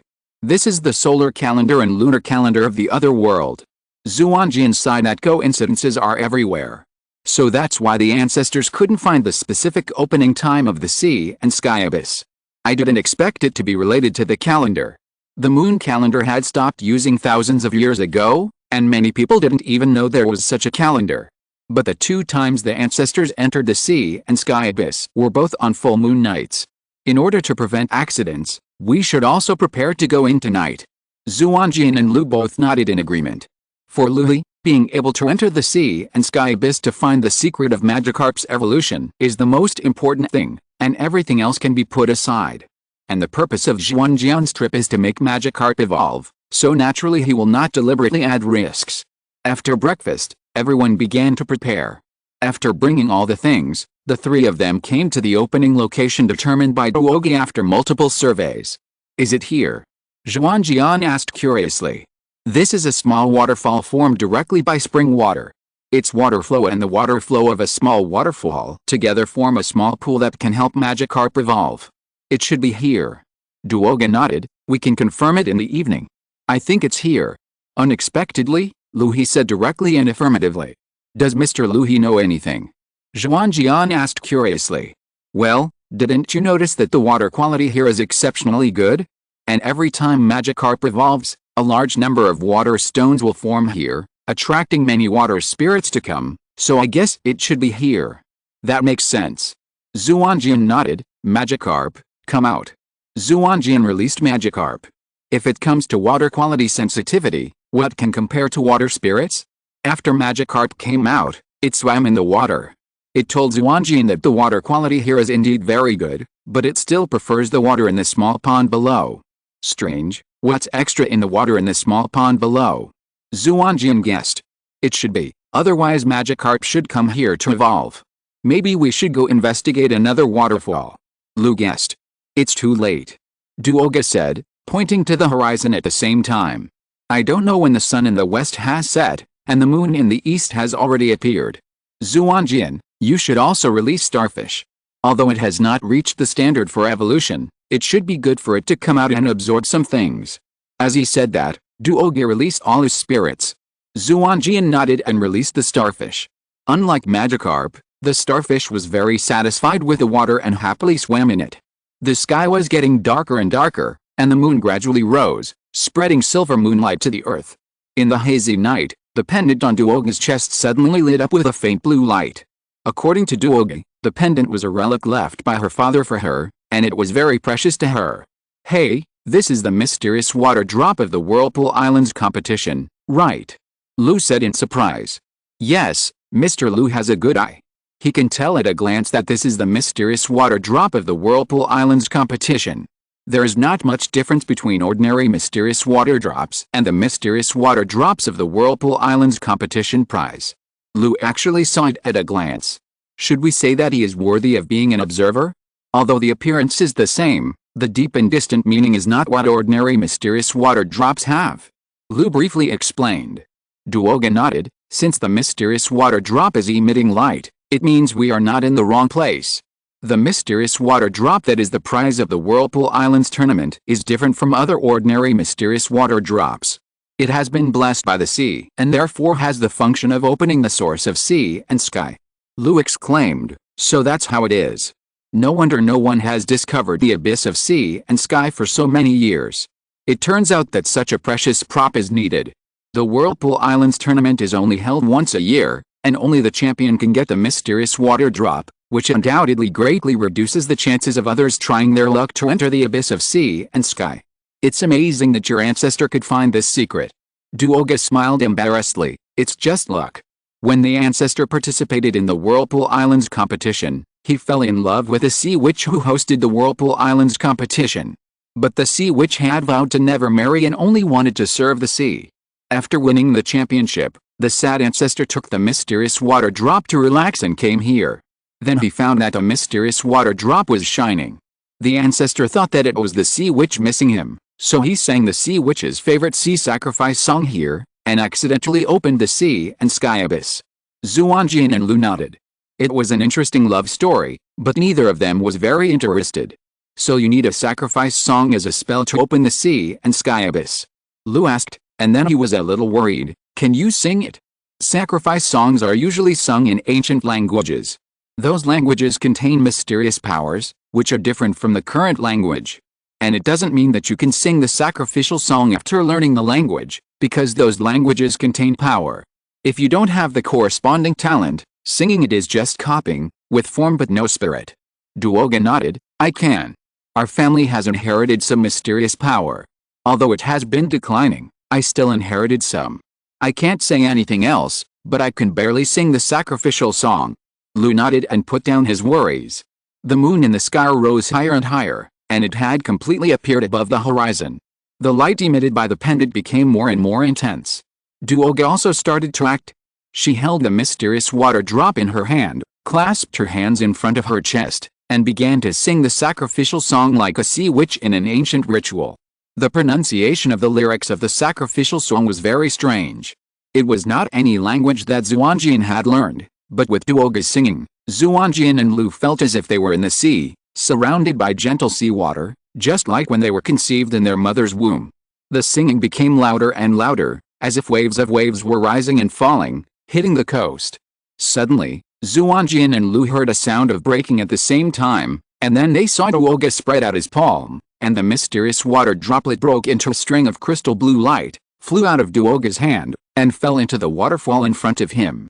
As the fluorescence fell in, the waterfall also lit up with a mysterious light, and then the water curtain parted from it, and a blue light gate appeared in front of everyone. Inside is the sea and sky abyss. Everyone hurry in. This door will not last long. Duoga said. Xuanjian and Lu did not dare to neglect, and waded through the water effortlessly, just like the Monkey King when he first entered the water curtain cave, and jumped directly into the light gate. The votes dropped so much. Is it because I didn't write well yesterday? Sorry, yesterday's content was indeed a bit bland. Please support it. Chapter 60 Sea and Sky. Following Xuanjian and Lu, the elves also entered the door one by one, and finally Duoga also entered it, and then the door disappeared. Before entering, Xuanjian had thought countless times about what this so-called sea and sky abyss would look like. Based on its name, Xuanjian thought it was most likely a huge trench, but the fact was beyond his expectation. The world behind the light door is a world filled with blue liquid. Xuanjian and Lu, who entered first, thought they had fallen into the water, and hurriedly held their breath, not daring to breathe, and at the same time looking for a place to float to the surface. You can try to breathe, Duoga said to Xuanjian and Lu, who were holding their breath. After listening to Duoga's words, Xuanjian tried to breathe gently, and the next moment, the gas in his lungs was completely pressed out, turning into bubbles and scattering, and then a blue cool thing entered his lungs. Xuanjian almost thought he was drowning. After a panic, the two of them adapted. Ha ha ha, it's really interesting. Duoga was amused by the embarrassed appearance of the two. It's amazing, I can actually breathe in the water. Xuanjian started to speak after adapting. Apart from feeling a little cold, there was no other discomfort, just like breathing in the air.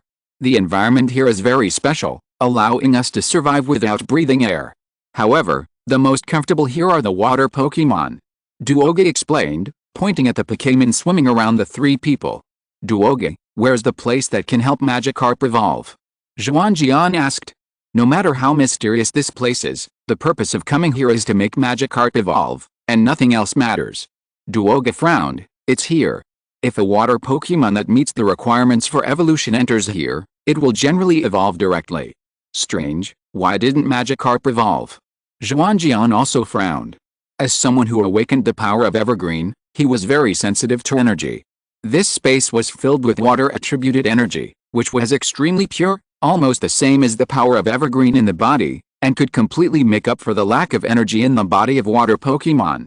The three of them could survive in this space without air, entirely because of the effect of these energies. In such an environment, most water-type Pokémon can easily evolve as long as they meet the evolution requirements and have the will to evolve. The fact that the Spearow frog of Duoga's ancestor successfully evolved into a fast-swimming frog also confirmed this. I guess something is missing. Lu, who looked around after entering, said, the Magikarp did not choose to evolve under the waterfall, but evolved in the pool below, which shows that they need more than just water energy. And this space seems to have only pure water energy. After a pause, Lu continued, Duoga's ancestor evolved a fast-swimming frog here, which is a dual-attribute Pokémon of water and fighting. The water energy in this space is completely enough to replace the water stone, and the power of the fighting attribute can be obtained by its body by converting the water energy, so it is enough to complete the evolution. How could it be? Doesn't that mean that Magikarp can't evolve? Duoga and Xuanjian also thought of this, and their faces turned ugly. The two came here from a long distance, and the most important purpose was to let Magikarp evolve, but they didn't expect such a mistake. That's not necessarily true, Lu denied the two's concerns, but asked an unrelated question. I wonder if this place is called Sea and Sky Abyss. Is it the name your ancestors gave it? Duoga nodded. It's the name my ancestors gave it. That's strange. Since it's called Sea and Sky Abyss, there must be sky and sea. The environment here can only be called sea. Where is the sky? Duoga shook his head. I don't know either. I got the information about this place from the notes of my ancestors, which were not recorded in detail. Because the interval is too long, many of the information left by the ancestors have been lost. Lu's words inspired Xuanjian. Yes, since it is called Sea and Sky Abyss, there must be a sky, right? And the source of the water energy of the place where Magikarp evolved is undoubtedly here, so another energy is likely to come from the sky here. Yes, we have to look for it again. Xuanjian immediately decided to find the location of the sky. The color in the distance to our right seems to be lighter. Let's go there. Lu said. Well, I'll listen to you. Among the three, Green River's observation ability is undoubtedly the strongest, and the judgment he makes is the most accurate. The two of them trust him very much? Then let's go. Come out, Gyarados. Green River released his Gyarados. In this space full of liquid, the three of them are in a state similar to suspension, and it is far less convenient to move than water-type elves. Duogi and Xuanjian took the dragon, while Green River took the Gyarados and swam in the direction pointed by Green River. It should be right. The Gyarados told me that the closer they are to that side, the more comfortable they feel. Green River said to the two. If it was just a guess before, then now he has completely confirmed his judgment. Moreover, that side is likely to be related to the secret of Magikarp's super high evolution rate. Since there are no obstacles in the space, the elves all play the fastest speed, and the three soon came to the place where Green River said. Here, the world is no longer pure blue, but is divided into several pieces. The place where the three are is still a light blue world, while the space in the distance has completely turned into blue-gray. Between the two colors of energy kept interweaving, forming mixed areas, and then they broke, and the two energies returned to their respective areas. Sure enough, the representative color of the flying attribute is blue-gray. If this side is the sea, then that side should be the territory of the flying energy, the so-called sky. Lu said after careful observation. As a senior observer, he knew much more than Xuanjian and Duogi. However, the flying attribute energy under natural conditions is also the wind attribute energy, which is almost completely dispersed in the air. This is the first time I have seen wind attribute energy that is so dense that it can be transformed into substance. What should we do? How can we make Magikarp evolve? Xuanjian asked. Gyarados has both water and flying attributes, and Magikarp needs these two energies to evolve. A single energy cannot allow them to evolve. We must find a place where the two energies are in complete contact and the concentration is sufficient. Midoricall looked around, pointed to an area where the two energies were intertwined and said, both energies are contained here at the same time, and the water and wind energies are incompatible. In this space, the two energies cannot even exist in a mixed form, so this mixed area containing dual energies can only be formed briefly. Magikarp must enter this mixed area before destruction in order to evolve. That's no problem, but will it be dangerous? Midoricall is an absolute expert in the evolution of Magikarp, so Xuanjian decided to listen to his opinion. Of course, Midoricall said seriously, although Magikarp needs wind energy to evolve, Magikarp's body is not compatible with the wind energy represented by the flying system. Even Gyarados with the water flying attribute can only master one flying skill. Most of the energy released and absorbed by Magikarp's body when it evolves is water energy. Under normal conditions, the wind energy that Magikarp inherently carries is enough. Your Magikarp's evolution failed, causing that part of the energy to dissipate, and there is no way to make up for it, so it is difficult to evolve. However, the ratio of wind energy to water energy here is close to 1:1, which exceeds the requirement by too much. I don't know if there will be any impact. In addition, wind energy is much more active than water energy, and it is difficult to be compatible with the flesh. If it is absorbed into the body, there is no guarantee that Magikarp will not be torn apart instantly. In the small pool outside, there must be a small amount of wind energy left after volatilization, plus a large amount of water energy, to promote the evolution of Magikarp. It's a pity that the energy concentration outside is not enough, and it has lost that kind of vitality, which is not enough to help Magikarp replenish the lost energy. Xuanjian said, and then said to the Magikarp beside him, "You also heard what Mr. Green River said. Let's give up. Don't worry, we can find other ways to help you evolve." Since knowing that it is difficult for him to evolve, Magikarp is more anxious than himself, but the situation at hand is too dangerous. Xuanjian can't let Magikarp risk his life to try. This time is different from the migration. Xuanjian has a certain degree of confidence in the migration and can be ready to rescue Magikarp at any time, but he is completely powerless in this scene. Magikarp shook his head, and then rushed to an area where the two energies were mixed without hesitation. Xuanjian wanted to stop him, but how could he compare to Magikarp's flexibility? Magikarp easily let him go and rushed in with exclamations. "I have something to go out in the afternoon, and I will be back late at night, and the update will naturally be later. You can get up tomorrow morning to watch. Don't forget to vote for me." Chapter 61, Confession of Magikarp, close to 5,000 words, please vote. As a Magikarp, I am ordinary, but I am also unique. I am ordinary in that I am a normal Magikarp, without special colors or special talents. I am special in that I have been meticulously cared for by a trainer named Xuanjian since the moment I was born, so that I am destined to be extraordinary. Xuanjian always thought that I was special because I was hatched from a larger egg and because I seemed smarter. But in fact, this was all his beautiful illusion. The egg that hatched me was indeed larger than the normal egg, but this was only because it was laid by two Gyarados, which is not uncommon in nature. As for my intelligence, it was actually the result of Xuanjian's own careful cultivation. The trainer who is attentive to Pokémon will make the Pokémon feel his intentions and produce incredible effects. This may be the best explanation. Pokémon are much stronger than humans in strength, but they are far behind in wisdom. Even most Pokémon do not have their own race-specific language, although their calls are different. They actually speak the language of humans. Therefore, humans and Pokémon need to cooperate with each other, which is why there is the profession of trainer. My wisdom is not innate, but comes from Xuanjian. Since I was an egg, I have been taken care of by Xuanjian. In addition to daily cleaning and care, Xuanjian always takes me with him whether it is practice or study. He often talks to me and says something that I can't understand at all. Although I don't understand what he says, through constant listening, I have learned more and more. My knowledge has become richer and richer, and my mind has become more and more flexible.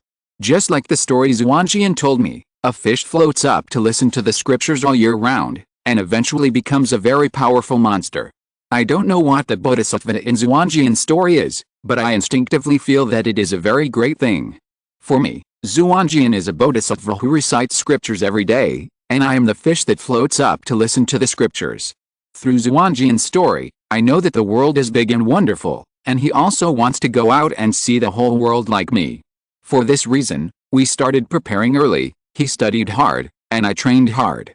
Through hard work, Xuanjian successfully obtained the recognition of the Alliance and became a trainee researcher. He is always so powerful, it seems that there is nothing he can't do, and nothing he doesn't know. As for me, my strength has only improved slightly, and I am still a Magikarp. Shortly before departure, we encountered a huge challenge. A Spearow targeted me and wanted me to become its food. It is very dangerous to fight a Spearow directly without an elf, but Xuanjian did not abandon me. We worked together, and although we were covered with scars, we finally defeated the enemy. I don't care about my own injuries. As an elf, I have a strong self-healing ability. The inherited memory tells me that injuries are commonplace for us, but I feel very uncomfortable for Xuanjian's injury because I didn't protect him well. Xuanjian quickly brought back our new companion, a small fire dragon. From the knowledge that Xuanjian instilled in me, I knew that this kind of elf, which is completely different from me in the fire system, can evolve into a powerful fire-breathing dragon, a guy with great potential. But this guy has a really bad temper. He dared to look down on me and didn't respect Xuanjian that much, so Xuanjian and I joined forces to set up a small game and teach it a lesson. After that, it really became a lot more honest. But to be honest, this guy is really strong. Although our attributes are mutually exclusive, I still can't compare with him at least at the moment, which makes me very unhappy. With the arrival of Charmander, my friends joined our team one by one. These new guys are all very strong, which makes me feel very threatened. Xuanjian wants to participate in the Quartz Conference because it is an opportunity for new trainers to quickly gain recognition. To achieve this goal, we have to challenge the Cerulean Gym. Cerulean Gym is a very weak gym, which is the consensus of everyone. I also confirmed this from other Pokémon at the Pokémon Center, but this doesn't make me relax too much, because our strength is also weak, and the attributes of Charmander, the strongest among us, are severely restrained. We have great potential, but these potentials have not yet been transformed into strength. In the challenge, I was the first to appear.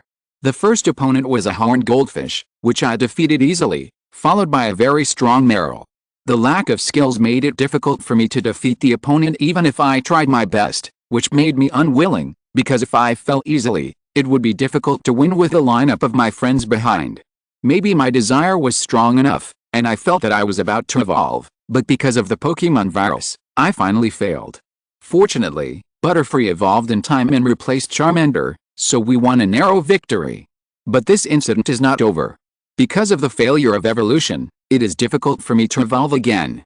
In order to allow me to evolve, Xuanjian gave up the plan to participate in the Quartz Conference, traded with others, and took us on a new journey. The Orange Islands is a good place. There is warm sunshine and a vast sea here, so I can swim freely. I don't have to stay in the Pokeball for a long time. I can stay with Xuanjian more. Our journey was very pleasant, except for that damn storm. The storm came very suddenly, and the strongest dragon in the team was suddenly injured, so we were in danger. At the critical moment, Xuanjian gave the opportunity to Duogia and face the danger alone. He is such a guy. Although he often pretends to be selfish, he is actually very soft inside. As long as you break through the layers of defense on the surface, you can easily feel it. But this guy never admits this. This is what he said about being stubborn. At the moment Xuanjian disappeared, I hated my weakness. If I had the strength of Longian, Xuanjian would be safe, right? However, things did not develop to the worst extent. We finally found the unconscious Xuanjian on a small island. Of course, I made great efforts. After all, if it were not for me and Butterfree to choose the route with Xuanjian's induction, I don't know when those people would toss. On Fengji Island, when Xuanjian was waiting for treatment, I came into contact with some of my kind and learned about the migration, which made me yearn for it. I am just an ordinary Magikarp. Even if I reach the sea and sky abyss mentioned by Duogi, I may not be able to successfully evolve into Gyarados. After all, I have failed once. I can't continue to be weak like this. I want to become strong and protect Xuanjian. But there are not many things I can do. I can only work hard to improve myself and make it easier for myself to evolve. Xuanjian is worthy of being Xuanjian. He fully understood my thoughts and asked me to participate in the migration. I agreed without hesitation. After agreeing with Xuanjian to meet at the end, I set off without hesitation. My fellows around me were very surprised by my joining. They thought I was abandoned by the trainer, because in their eyes, this was a journey full of dangers. If I hadn't been abandoned by the trainer, how could I join in? I didn't explain too much about this.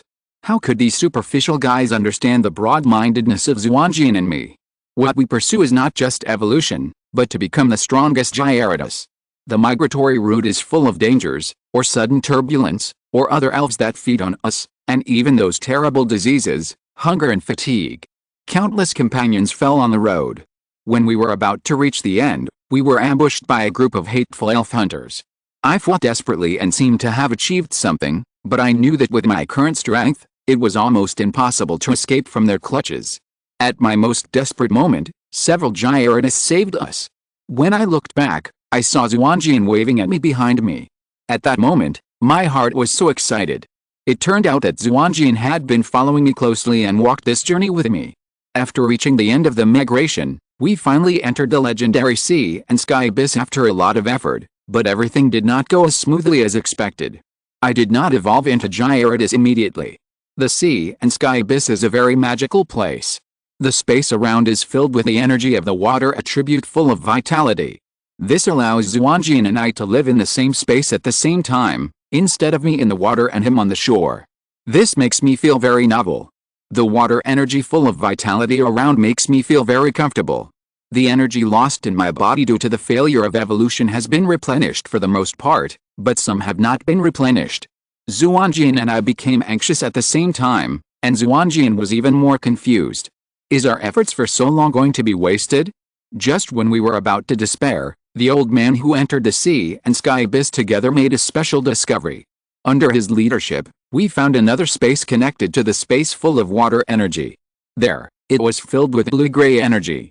Through their conversation, I learned that it was the wind attribute energy that symbolizes the flying attribute, and it was also another energy that I needed for evolution.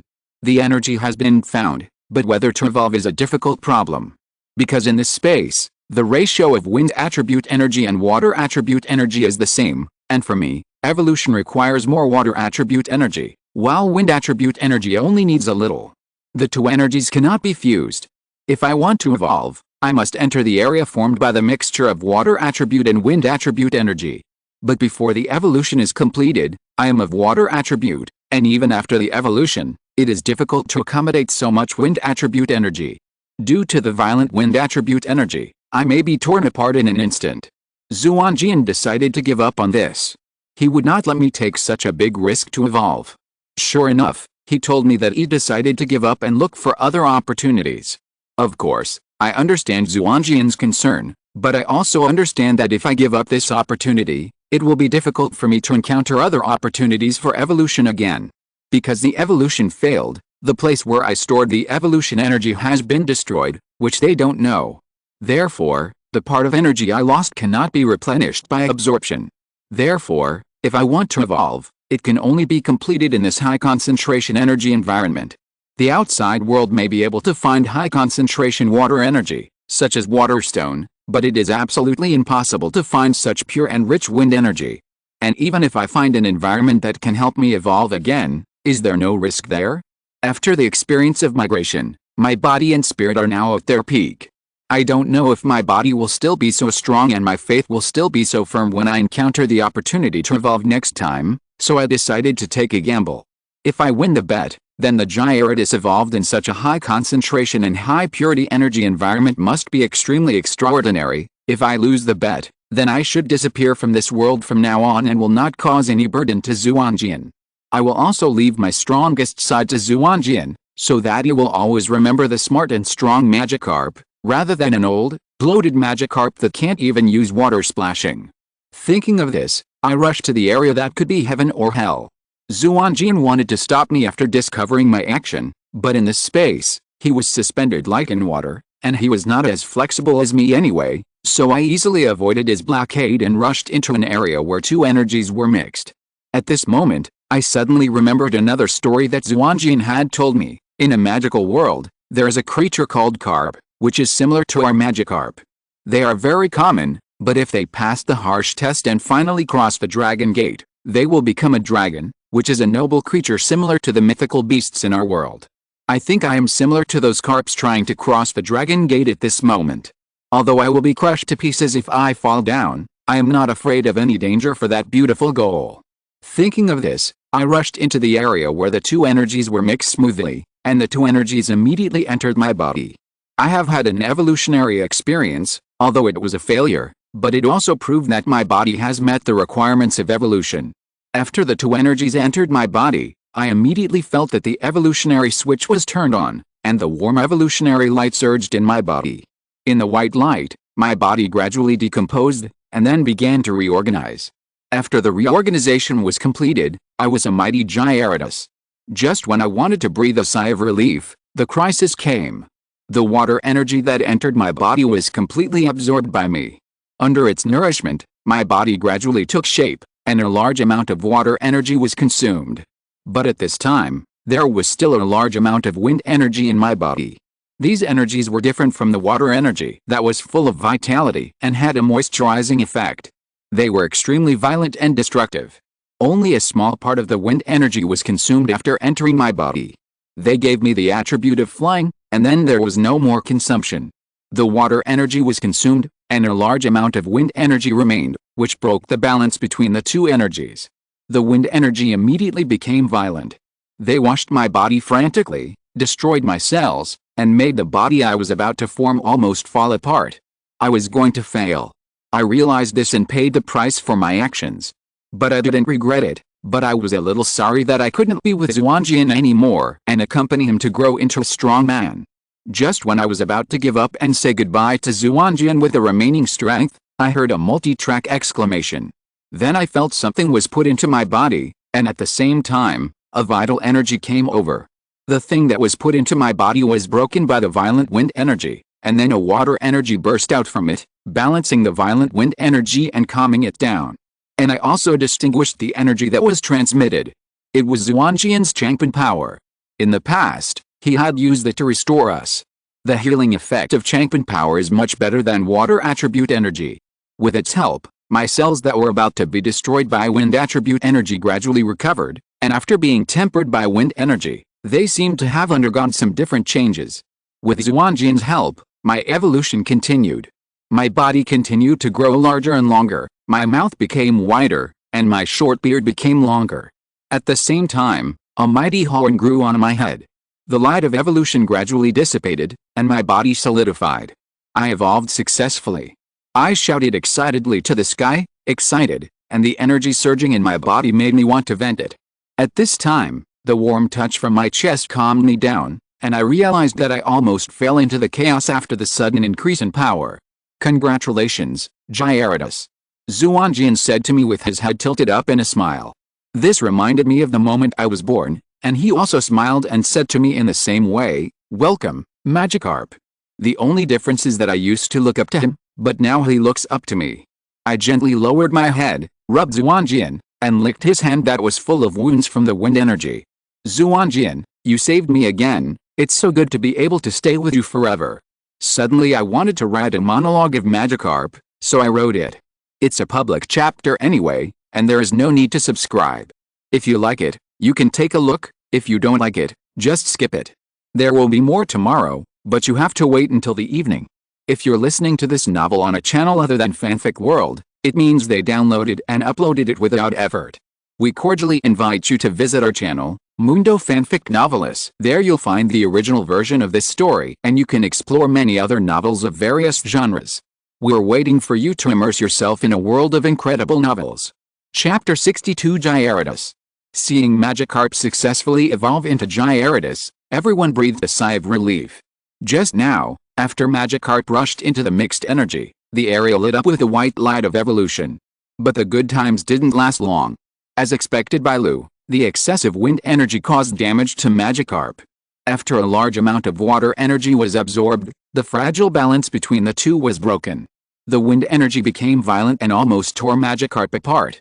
At the critical moment, Xuanjian rushed over and put a water stone into the violent wind energy. The water energy in the water stone restored the energy balance, and then used the power of Changpan to heal Magikarp and help it complete its evolution. Fortunately, this space is full of vibrant water energy, which can be converted into Changpan power by me. Otherwise, I can't use such a huge amount of Changpan power. Xuanjian thought to himself as he looked at the evolving Gyarados surrounded by white and green light in front of him. Although the power of Evergreen is green, it is not a power of any attribute. It represents life and is an existence that is derived from attribute energy and is higher than attribute energy. Magikarp, it should not be said that after the evolution of Gyarados, it was a little lost due to the rapid increase in power. This is a very common thing in the evolution of Gyarados. After all, the difference between the weak Magikarp and the powerful Gyarados is huge. After the newly evolved Gyarados is lost, it will adapt to the new body by making a fuss, fighting and destroying. Since they are confused at this time, this practice does not distinguish between relatives and strangers, and often hurts their trainers. At the same time, the rapid increase in power after evolution often causes them to no longer be willing to listen to the words of trainers who are not of sufficient level or bond. So when Gyarados' huge body is fully formed and lowers its somewhat ferocious head to look at him, Xuanjian's heart is full of uneasiness. However, even though he is a little scared, Xuanjian still greets Gyarados gently. Because he knows that at this time, if the trainer escapes because of fear, it will bring psychological shadows to himself and the Pokémon, affecting the relationship between each other. At the same time, although Xuanjian was not confident that his trainer level could command Gyarados, he was fully confident in his intimacy with Gyarados. He believed that even if Gyarados did not listen to him, it would not attack him. Sure enough, after hearing Xuanjian's greeting, Gyarados' blurred eyes gradually became clear. It gently lowered its head, rubbed against Xuanjian intimately, and then gently licked the wound on Xuanjian's hand, like a tamed puppy. "It's okay, these minor injuries will heal soon. If you don't believe me, just look." Xuanjian activated the power of Changpan and healed the wound on his hand. It was the wound caused by the violent wind energy when the energy mixing area collapsed after the balance of the two energies was broken. In this place with abundant water energy, Xuanjian can transform and use the power of Changpan unscrupulously. Xuanjian gently stroked the new horn on the top of Gyarados. Mr. Madorakal told him that this was a sensitive area of Gyarados. Gently stroking it would make Gyarados feel very comfortable and quiet and relaxed, but generally only close people were allowed to stroke it. Xuanjian was naturally a close person. Under his touch, Gyarados moaned comfortably, and his body gradually relaxed, lying beside Xuanjian like a puppy. Xuanjian stroked Gyarados with one hand, and took out the Pokémon book with the other hand. The Pokémon book was of extraordinary quality. Compared with it, the mobile phone that could crack walnuts in the previous life was weak. The Pokémon book could be used almost smoothly in any environment. Xuanjian guessed that it might be because the environment in this world was bad, otherwise the return rate would probably be high if it was not made firmer. He pointed the Pokemon book at Gyarados, and the Pokemon book immediately made a sound. Gyarados, the evolution of Magikarp, a vicious Pokemon. It has a very violent personality. The destructive rays emitted from its mouth can burn everything. Once it starts to go crazy, it cannot suppress its violent mood unless it burns everything. There is a record of running wild for a month.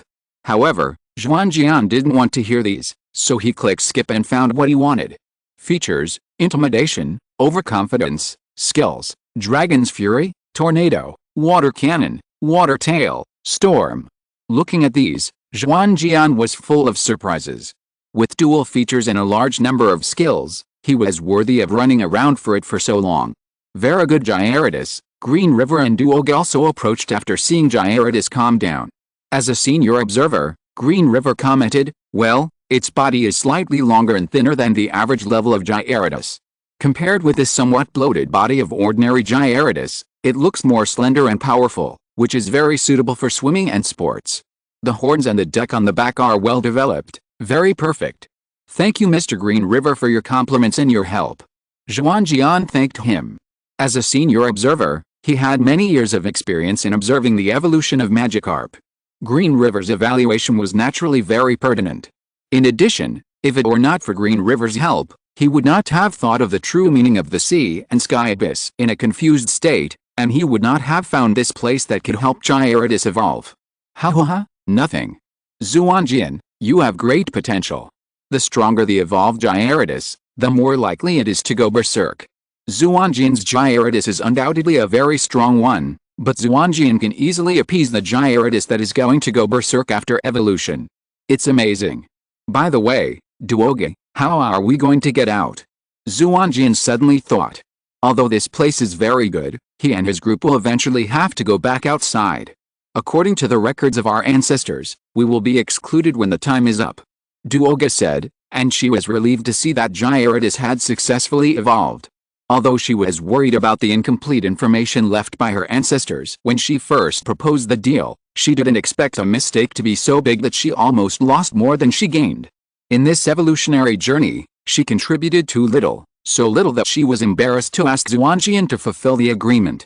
Of course, this is also because of the experience of sharing hardships. Duoga has regarded Xuanjian as a true friend. Otherwise, according to the aristocratic education she received since childhood, she would still be cheated. Since we still have time, let's take a good look around here. Maybe we'll find something new. Luhi suggested. It's not easy to come to a place like this once, so you should cherish it. That's right. If I'm here, I feel like I'm living in the water with water elves. It's a rare experience. Why don't we have a race? Xuanjian suggested. Okay, Duoga and Luhi were both very interested in this suggestion. Let's swim along the boundary of the two energies and see if we can find anything. Okay. Xuanjian nodded and said to Gyarados, "Gyarados, please." Gyarados nodded, as if to say that he was happy to help, and then dived under Xuanjian, letting Xuanjian stand on its head and carrying Xuanjian. "You two have such a good relationship," Duoga said enviously, and at the same time climbed onto the back of the dragon. "Well, let's get ready." Luhi also rode on Gyarados and got ready. 3, 2, 1, let's go. I promise to add more chapters if the number of recommendations exceeds 100. I'm here to fulfill my promise. There will be more later. I hope you will continue to support me. Chapter 63 The Broken Altar. In this endless blue world, the three of them drove the Pokémon to their heart's content. None of the three were professional riders, so they couldn't use the Pokémon's highest speed, but no one cared about that. They didn't know how long they had been swimming. Just when Xuanjian thought that everyone would spend the rest of the time in this way, Lu suddenly discovered, there seems to be something over there. He said, controlling the Gyarados to leave the team and swim over there. Let's follow too. Xuanjian said. Although he didn't find anything, he believed in Mr. Lu. Then he and Duoga drove the Gyarados and the Dragon Knight to chase after it. As everyone approached, the target gradually grew from a small black dot to a larger and larger one, and finally it could be clearly recognized as a suspended black cylindrical object. There are other things in this space? Perhaps it is another great discovery. Thinking of this, the three people's hearts were heated and they sped up again. Finally, the three of them arrived in front of the target and saw clearly what it was. This is the altar, Xuanjian said uncertainly. This thing was suspended diagonally in front of everyone. It was about 50 meters in diameter and about 3 meters in height. From the appearance, it seemed to be a bit like an altar, but the base was destroyed for unknown reasons, but the main part still existed because of the solid material. Regarding these things, Lu was undoubtedly the most qualified to speak. He did not hesitate. After observing it for a while, he said, "It should be an altar, and it is an altar made of extremely precious materials." Although altars are now almost not used in many places, this shape and the patterns on it show that it is an ancient altar. Mr. Lu, you said it is a very precious material. I wonder what material it is? It seems to be some kind of metal. Duoge asked curiously. Do you know about metal coating? Yes, it is a prop that can help the elves evolve. Well, metal coating is actually a kind of activated metal. After it is applied to the surface of the elf, it will react with the energy in the elf's body and solidify again, turning the elf into steel. This metal is very precious, and this altar is made of metal crystals after the metal coating solidifies. Xuanjian and Duoge were stunned. Metal coating is very expensive, and using such precious materials to cast the altar is such a waste of resources. Generally speaking, altars are usually made of earth, but this kind of altar is not strong enough and is only for temporary use. Altars that are truly used for a long time are made of very sophisticated materials. For example, the altar of the Whirlpool Islands uses terrazzo mined from the deep sea, which is rich in water energy and strong enough. Terrazzo is a material that is difficult to mine and is very expensive, but compared to this altar, it is nothing. Yes, this one is made of metal crystals. No wonder the base is damaged, but the altar still exists. And it's not just that simple. Think about it, the Whirlpool Islands worship the sea and the sea god, but only use terrazzo to build the altar, while this altar is made of metal crystals. I don't know what kind of great existence it is worshipping. Xuanjian did not speak, but thought. Although he did not know whether the sea god worshipped in the Whirlpool Islands was Lugia, who appeared here, or Kyogre, who created the sea in the legend, there was no doubt that the two were existences of the same level. If there were existences higher than them, it might be the legendary creator god Arceus. Although he had some guesses, Xuanjian did not say it, because he could not explain how a child from an ordinary family knew these confidential information. So he turned and said, Mr. Lu, the patterns on the altar seem to be some murals. Why don't we get closer to take a look? Okay, let's get closer to take a look, but everyone be careful, we can't tell if there is any danger here. Yes. Xuanjian and Duoge nodded, and the three of them went closer to look at the murals. Due to the long time, these murals were not damaged because of the solid material of the altar. Although there was a cultural generation gap, through those simple pictures, everyone still vaguely understood what seemed to be recorded on them. It seemed to be about a group of people living in a place. Due to the dry climate and barren land, they built this altar, hoping to pray to God for rain. In the end, God responded to them and brought them abundant rain, which made people's lives better, so they cast this altar to express their gratitude to God. Some old-fashioned stories. Lu commented. In ancient times when technology was not well developed, people had no other choice but to rely on the power of Pokémon, so they worshipped Pokémon a lot. Some worships still remain today. By the way, do you think that the space we are in now is formed by the residual energy of the god? It's impossible. Since you said that they worship Pokémon, the so-called god should be Pokémon. It's hard to imagine that Pokémon is so powerful, and there is so much residual energy. Duoge said uncertainly. Regarding Duoge's judgment, Xuanjian shook his head. That's not necessarily true. Some legendary beasts have the ability to destroy the world, so it is completely understandable that there is so much residual energy. But there are two kinds of energy in this space, water and wind, and they seem to be completely from the same source. It seems that there is no beast with water and flying attributes. Xuanjian shook his head and said nothing more. Arceus can change all attributes. There should be few people in this world who know it.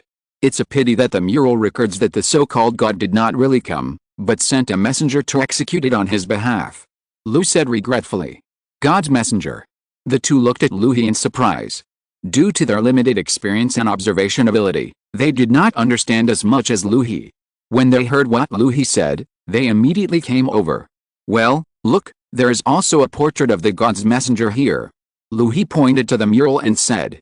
The two hurried over and saw that where Lu He pointed, there was a man in a robe standing on the altar, holding a scale in his right hand and a ball in his left hand. In the next picture, the ball turned into rain all over the sky. Is this a human? Or an elf in human form? Xuanjian asked curiously.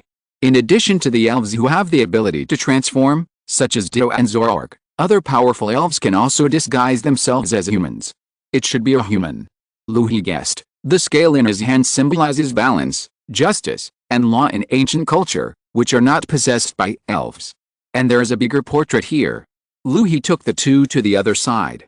This portrait is larger and clearer, and you can even clearly see the facial features of the god's messenger. Below the portrait, there is a row of text. Mr. Lu, what do these words mean? Duogi asked. I only know the first few. They are ancient words, meaning the guardian of balance, and I guess the last few should be the name of this god. It seems that the words are not in the same language as the previous ones. Iosis.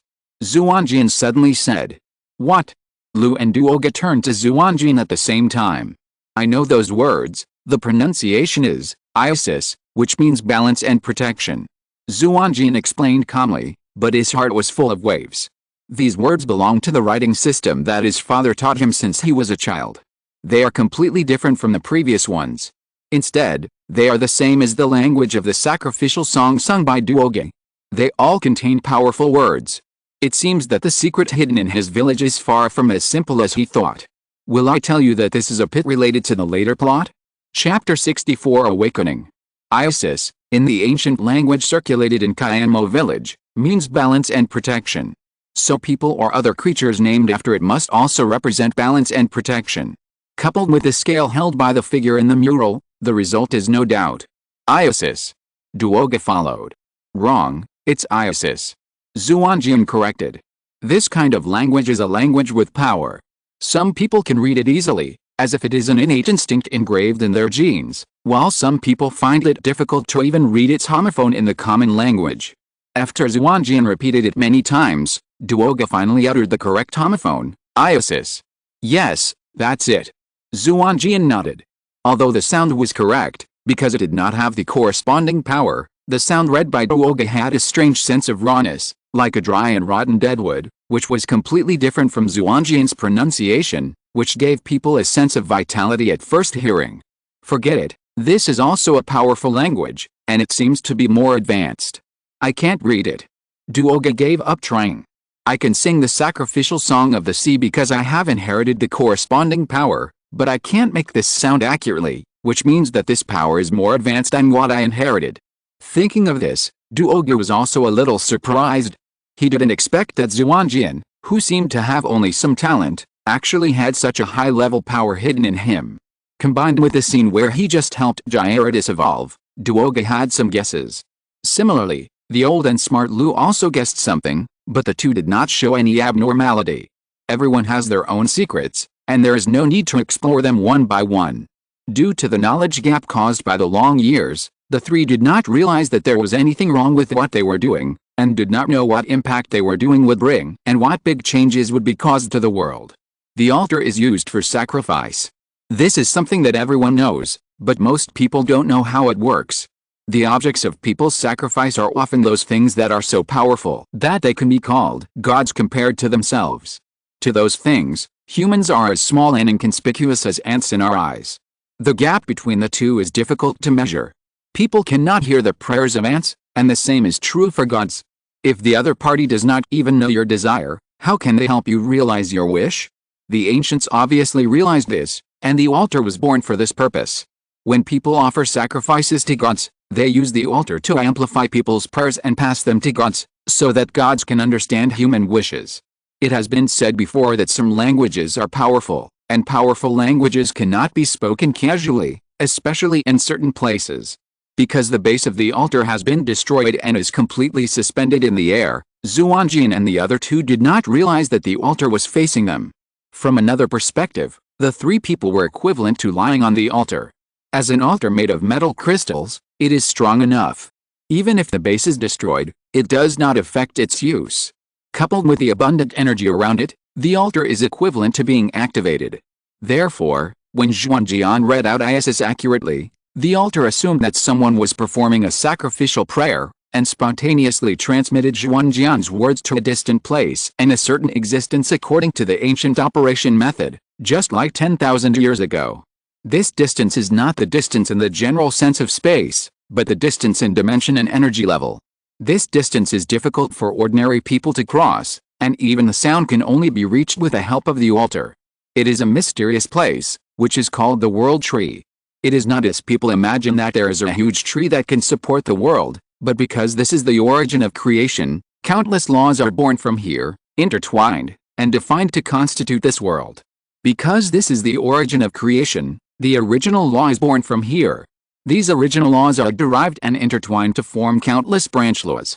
The two support each other and finally form a tree-like embodiment. The main trunk law is the trunk, and the branch-derived laws are branches and leaves. This is what people call the world tree. As the origin of creation, this is a place that ordinary life cannot reach, except for those ancient and mysterious lives, such as the legendary dream. This beautiful and lovely elf lives here and rarely appears in the outside world, so people doubt whether it really exists. As the place where the laws intersect and materialize, some ancient beings are sleeping in the world tree. Xuanjian corrected the pronunciation of a multi-track language, which was passed here as a prayer for sacrifice by the altar, awakening an ancient sleeper. Iosis. Iosis. Xuanjian's other languages have no power and will not be recognized by the altar, so they are ignored by the altar, so that the only sentence passed is Iosis, which sounds like a priest calling for the arrival of God. Xuanjian's voice echoed around the world tree, and Menghuan, who was playing among the world trees, immediately noticed that this petite and cute elf actually shouldered the responsibility of guarding this place. After hearing the sound, it immediately waved its little paws to block the sound, as if it was afraid of disturbing the sleeper. But obviously the changes caused by Xuanjian have already happened, and even Menghuan is powerless to stop it. On the world tree formed by the embodiment of the law, there are pieces of crystal amber, which is a certain embodiment of the original power of the world. It is said that after being wrapped in this amber, the time of the things inside will stop and last forever. Many beings will choose to sleep in this way, waiting for the moment when they think they should wake up. When Xuanjian's voice came, a piece of amber was suddenly covered with cracks, and then it turned into dots of light and dissipated. A male human was unsealed from the amber. Menghuan also noticed this change and immediately appeared in front of the other party, watching the breath of the other party gradually revive. After opening his eyes again, Menghuan called out twice in annoyance, but then jumped into the other party's arms and started playing with him. "It's Menghuan, you little guy have grown so big, it seems that a long time has passed." The awakened existence is a man in a robe. Except for the lack of the scale in his hand, he looks exactly the same as in the mural. "Iosis, your injuries have not recovered yet, you should wake up," Menghuan said. Her long life has taught her many things, one of which is human language. Iosis smiled. "I will probably never recover from my injuries, and continuing to sleep like this will not help. I will just be struggling to survive. Besides, my companions have already passed away, and there is no point in me staying alone. I might as well make a final contribution to this world." Menghuan sighed. Although it was also a very ancient existence, compared to them, the original lives, it was just their offspring. "It's up to you. This world has changed a lot compared to before the disaster. You can take a good look at it." Iosis nodded. "Well, don't worry. Although my injuries are serious, it will take a very long time for the origin to dissipate. I will take a good look at this world. And there seem to be a lot of imbalances in this world that need to be eliminated. The second update is here, please vote." Chapter 65, Separation and Discussion. Xuanjian, who was still on the altar, didn't know that he had awakened an ancient being, but was busy helping Luhi record the murals. These were extremely precious materials. When you do things wholeheartedly, time will pass very quickly. When everyone was still busy, they suddenly felt a repulsive force in the space. The time to enter this space is limited. The three of them have been in for a long time, and it is time to go out. Under the action of the space repulsion, they left the space and are now outside. It's already afternoon outside. Time flies so fast. Duoga blocked the sun with his hands and checked the time. He found that it was already the afternoon of the next day. "Is it over? Fortunately, we hurried to record the murals. This must be a great discovery," Xuanjian said excitedly. Although there were some twists and turns this time, He not only successfully helped Magikarp evolve, but also had such a great harvest. It can be said that he returned with a full load. But if I can observe it for a while longer, it would be nice, he said with lingering interest. He also wanted to see if there was a flying altar in the space on the other side. However, with a violent wind energy, ordinary flying elves would not dare to set foot there. Mr. Green River, don't be discouraged. If you want to go in, you can go in next year. Duoge, little girl, are you? Green River was a little unbelievable, but also with a hint of expectation. Duoge nodded. Yes, I plan to hand over the information about this space to the Alliance. This kind of treasure is completely useless in the hands of the family. It's a waste. To open the space, you need a mysterious water drop. With the current strength of his family, it is difficult to get a mysterious water drop, and this space is not very useful to the family, so it is better to hand it over to the Alliance. That's great. Miss Duoge's mind is really admirable. Green River said excitedly. Duoge, since you plan to hand it over, can our agreement be ignored? Xuanjian asked tentatively. Humph, wishful thinking.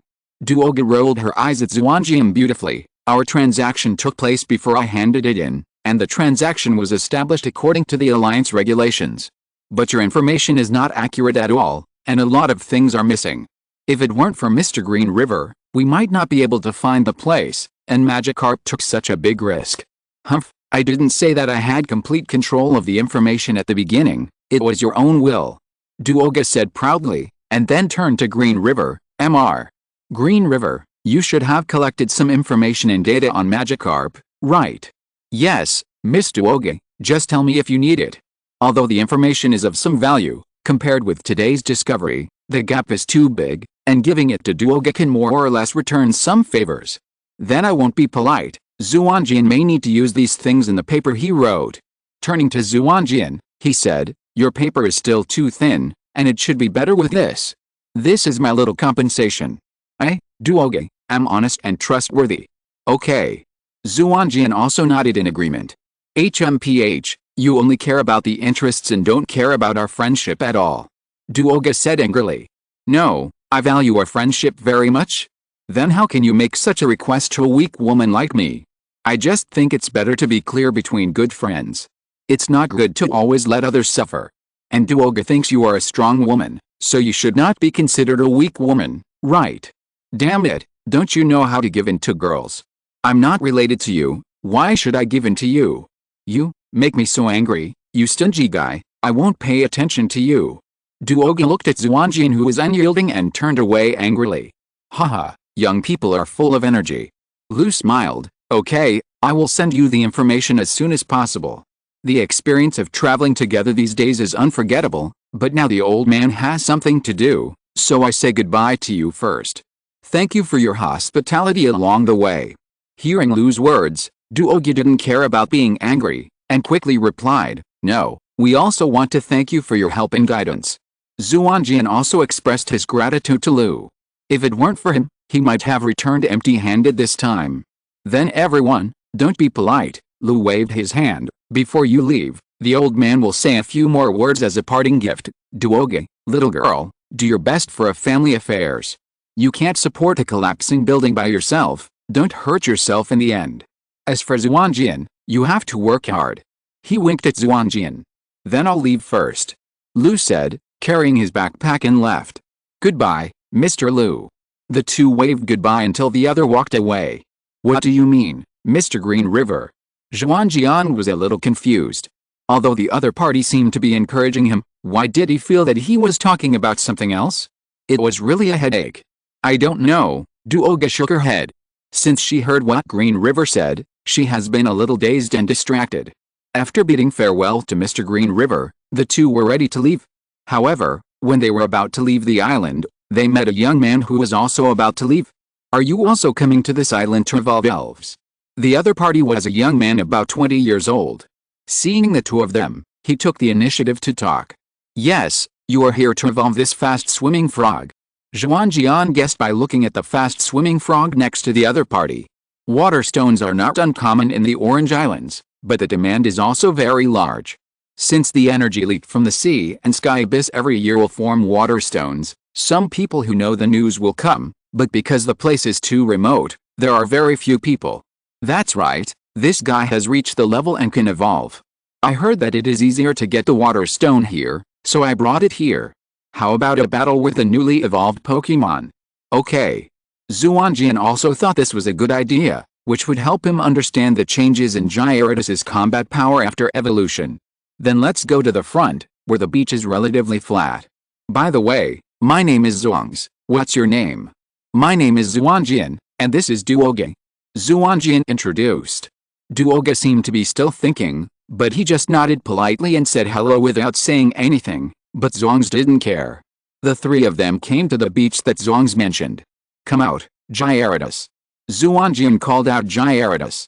As soon as Gyarados appeared on the beach, it immediately roared to the sky. Its huge body brought a huge sense of oppression to everyone. It's Gyarados. Xuangs was a little surprised that it wasn't a Pokemon that evolved with a water stone, but he was relieved when he thought that this island seemed to be related to the migration of Magikarp. Swiper, the opponent is a very powerful Pokemon, don't be careless.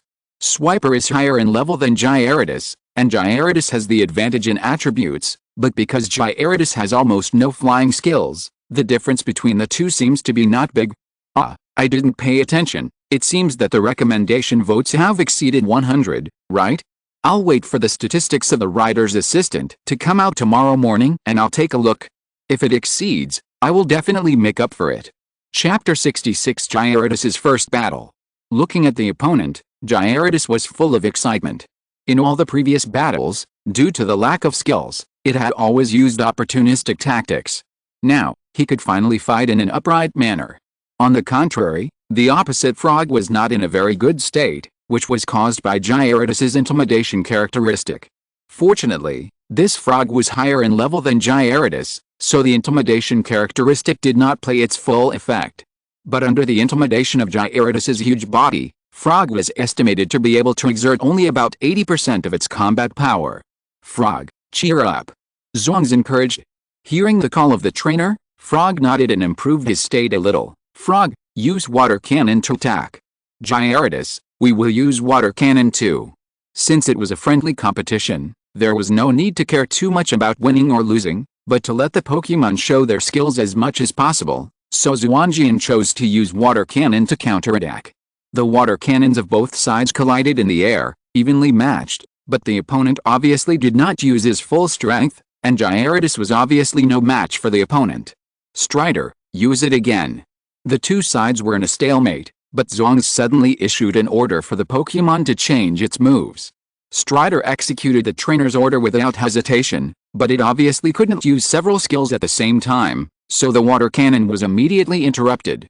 It turned out to be Strider with the water storage characteristic. Xuanjian immediately came to a conclusion. Apart from the water storage characteristic, Xuanjian could not find any other reason to explain why the opponent would resist Gyarados' water cannon. Sure enough, after losing the block, Gyarados' water cannon accurately hit the opponent, but except for the initial impact that made the opponent a little uncomfortable, it did not cause any damage, but made Strider look more energetic, and even the influence of the intimidation characteristic was weakened. Immediately afterwards, Strider's skill also hit Gyarados, which made Gyarados immediately feel that his body had lost control, and the water cannon in his mouth could not stop. Gyarados, use the water cannon to sweep the surrounding ground. Xuanjian ordered. Hit by the opponent's skill, Gyarados can only use the water cannon for the time being. But this does not mean that he can't do other things. Hearing Xuanjian's order, the somewhat flustered Gyarados immediately adjusted the direction of the water cannon and fired at the ground. Under the powerful water cannon, the sand on the beach was immediately scattered everywhere. The fact that Frog is immune to water-based skill damage does not mean that it is immune to damage derived from water-based attacks. The sand brought up by the water cannon has a strong impact force. Although it does not cause much damage to Frog, it also caused him a lot of trouble. Frog, use bodybuilding continuously. Xuangs certainly can't sit and wait for death, but at present Gyarados is shooting everywhere with water cannon. If he launches an attack, it is likely to be offset, so Xuangs decided to let Frog strengthen himself. So when Gyarados got rid of the influence of the skill, Frog had used bodybuilding twice in a row. His muscles were completely bulging, and his whole body was full of strength. Even the influence of the intimidation characteristic was weakened a lot. Swimper, rush over for a close combat. Just what I want, Gyarados, use your tail to hit. The most suitable move for the tail is Water Tail, but the water energy in the Water Tail will be absorbed by Swimper, and the absorbed water energy is enough to restore the damage caused by the Water Tail impact. However, if you don't use skills and attack directly with physical strength, Swimper's current strength can't cause much damage. So Xuanjian chose to use the tail to hit. Gyarados' tail is the most flexible part of its body. After hearing Xuanjian's order, it immediately raised its huge tail and whipped the rushing Swimper. Swimper was not to be outdone. It raised its strong arms and not only directly blocked Gyarados' attack, but also grabbed Gyarados' huge tail. The huge power brought by the two enhancements made it difficult for Gyarados to break free. Well done, Swimper, throw Gyarados up. For close combat, once the opponent restricts the movement, it is almost difficult to turn the tables. Although Gyarados has the attribute of flying, it cannot fly. Once thrown into the air, it is almost at the mercy of Frog. Thinking of this, Zhuang seemed to see the dawn of victory. Frog's arms were originally very strong, and after being strengthened twice, they were even more terrifying. Although Gyarados struggled hard, it was still thrown into the air by Frog. Gyarados, use the destruction beam. Seeing Gyarados being thrown into the air, Xuanjian did not show too much worry, and his tone was as calm as always. His calmness also infected Gyarados, allowing Gyarados to calm down quickly from panic, quickly adjusted his posture in the air, and brute skills. I don't know if it is due to personality and genetics, most Gyarados with excellent qualifications will have this general ultimate move after evolution, and they also like to use this ultimate move. Xuanjian's Gyarados is no exception.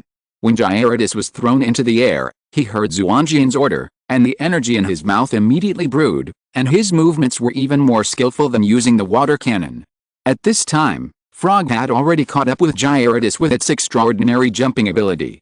After seeing Gyarados' movements, it could no longer dodge, so it immediately used the tile-splitting skill at the command of the trainer. For a moment, the golden destruction ray was split in the middle by it, and did not cause effective damage to it, but Frog also lost the opportunity to pursue the victory. After using the destruction ray, Gyarados' body fell into a state of stiffness and fell directly on the beach. Although the soft sand absorbed a lot of the impact, it was still knocked unconscious.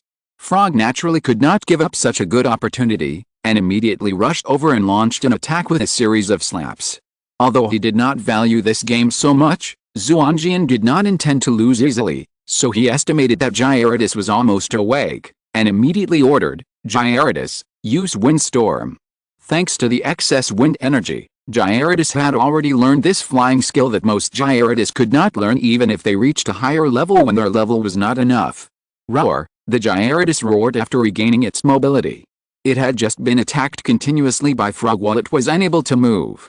Fortunately, as a large Pokémon, it had a natural advantage in resisting physical attacks, so it did not lose its combat effectiveness. Now that it had regained its mobility, it immediately used all its strength to attack. A strong airflow rose around its body, immediately throwing Frog out.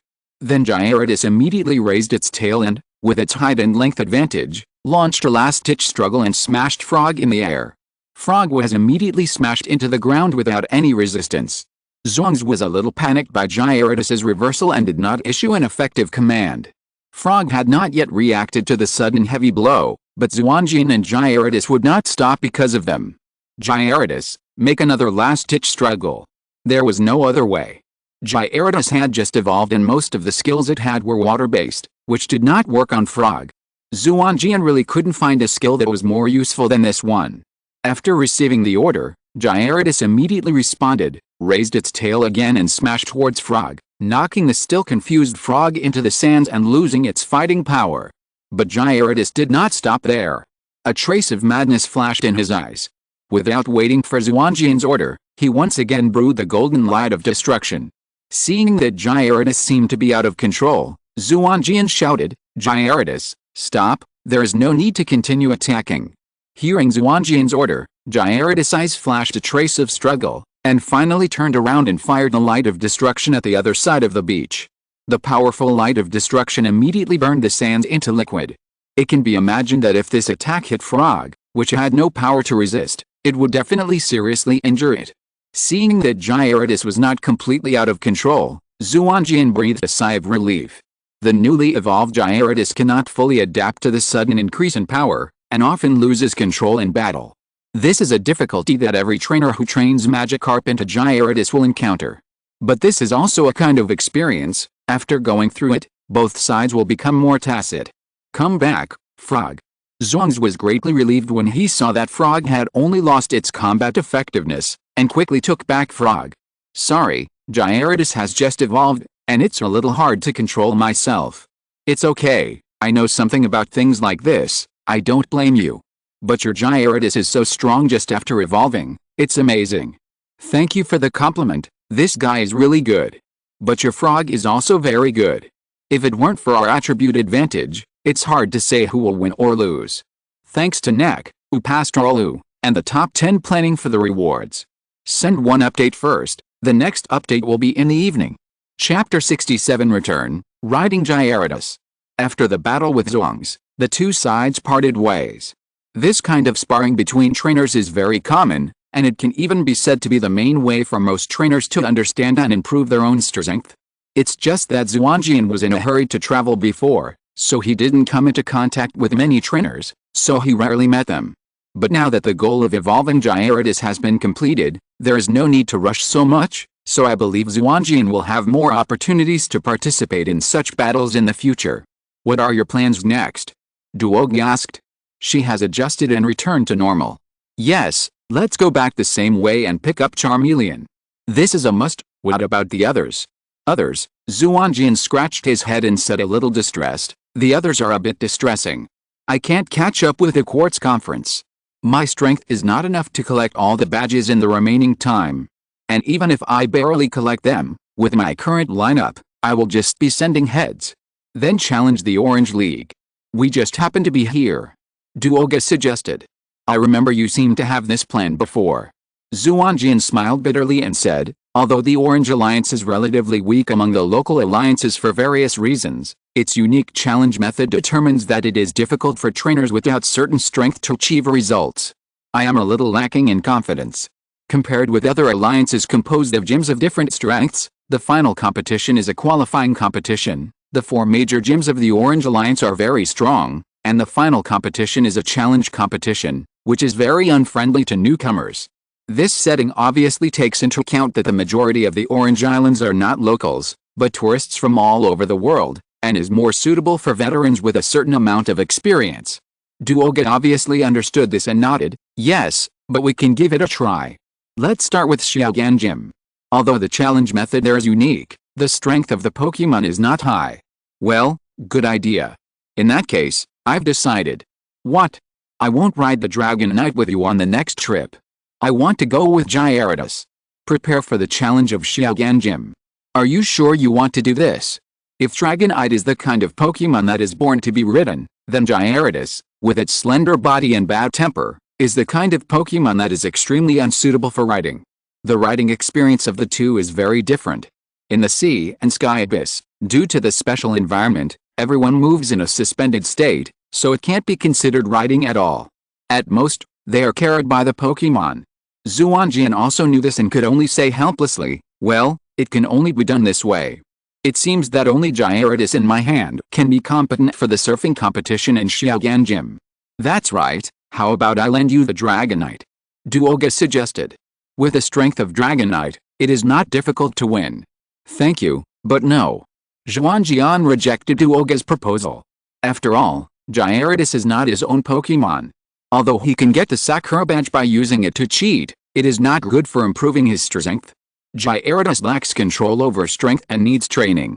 I ride it on this journey, which is also a kind of training for both of us. Duoga nodded and said nothing more. She knew that Gyarados' loss of control was a headache for those trainers who trained Magikarp into Gyarados. Xuanjian's was one of the better ones. However, if they can eventually overcome this, the results will be fruitful.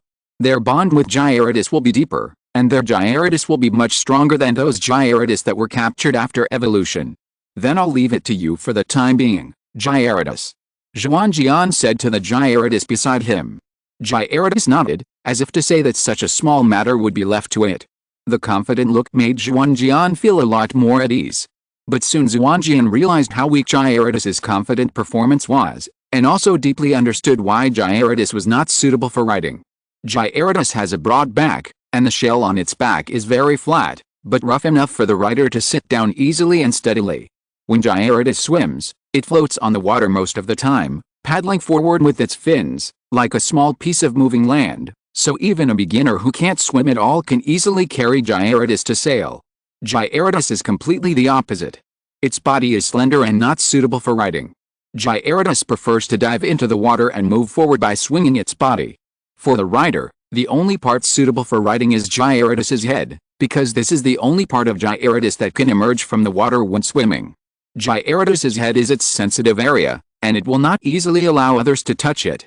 Fortunately, with a long-term close relationship with Gyarados, Xuanjian got this qualification. But even Gyarados' head is not very comfortable to ride. After all, Gyarados' head is not big, and it can only accommodate Xuanjian standing on it. Gyarados' swimming is not as stable as that of the dragon, and neither side has the experience of this kind of cooperation, so it is extremely difficult at the beginning. Every time Gyarados swims, Xuanjian has to hold its body tightly, otherwise he will fall off, and Gyarados must also carefully control the center of gravity of his body to prevent losing balance due to the extra passenger on his head. Both sides are struggling to get used to each other. On the first day, Xuanjian was tossed half to death. The violent bumps made him vomit. Even though he was very careful, he still fell off the head of Gyarados 4 times because of the excessive movements of Gyarados. Fortunately, the training was conducted in the sea, which prevented him from falling badly. Since Xuanjian and Gyarados were not yet proficient in cooperation, everyone stayed where they were that day, because their forward speed was not enough to reach the nearest other islands. Everyone could only change the original plan of rushing to training plan. After the training, Xuanjian endured a discomfort and ate the dinner prepared by Duoge. The usually delicious food was completely unable to rouse his appetite at this moment, but for the sake of his health, Xuanjian still forced himself to eat it, then said hello to Duoge and went to massage Gyarados. Gyarados was also very tired. For a huge Pokémon, it is extremely difficult to control the force delicately. This kind of thing makes them feel like a sturdy man holding a fine needle to embroider. They are huge and prefer straight movements. After this day, it felt uncomfortable all over, as if there was a fire burning in its heart, making it want to make a fuss and vent. Fortunately, Xuanjian massaged it in time and shook the peace bell to comfort it, so that it calmed down and fell asleep quietly on the beach. Looking at the quietly resting Gyarados, Xuanjian also stood up and moved his body, and walked back to the tent to rest. Xuanjian didn't know that after he left, Gyarados woke up. It moved its body away from the soft beach, came to the outside of Xuanjian's tent, surrounded the tent, and then fell into deep sleep. Gyarados knew that Xuanjian worked much harder than it, but Xuanjian didn't give up. After the training, he still endured the fatigue to take care of it, so it wouldn't give up.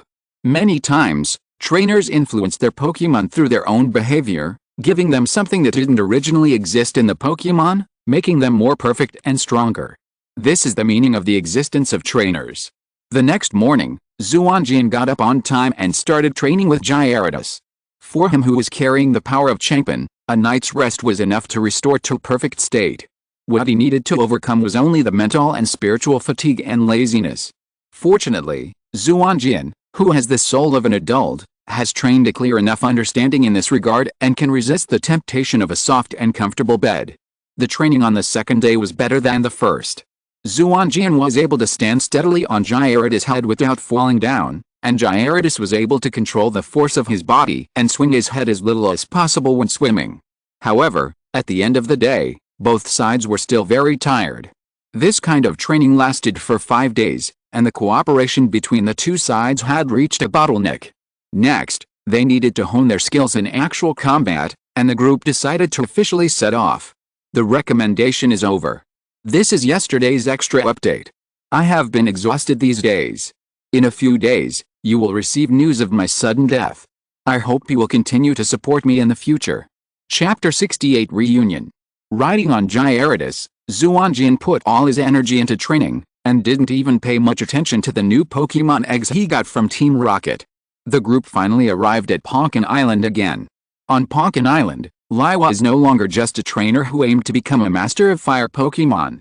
He had also become a qualified glass craftsman. When Xuanjian and his friends arrived, he was concentrating on making glass crafts, and his initial Pokémon Blaziken was working with him.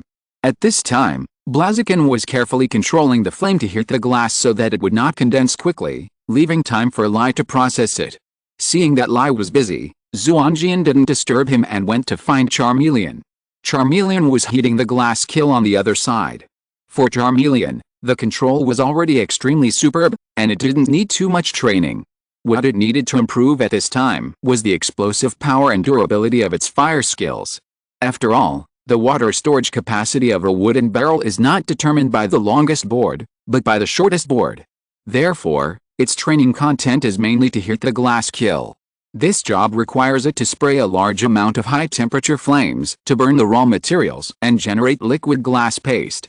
If the explosive power is insufficient, it will take more effort to burn the glass paste, and the burned glass paste will not be good enough.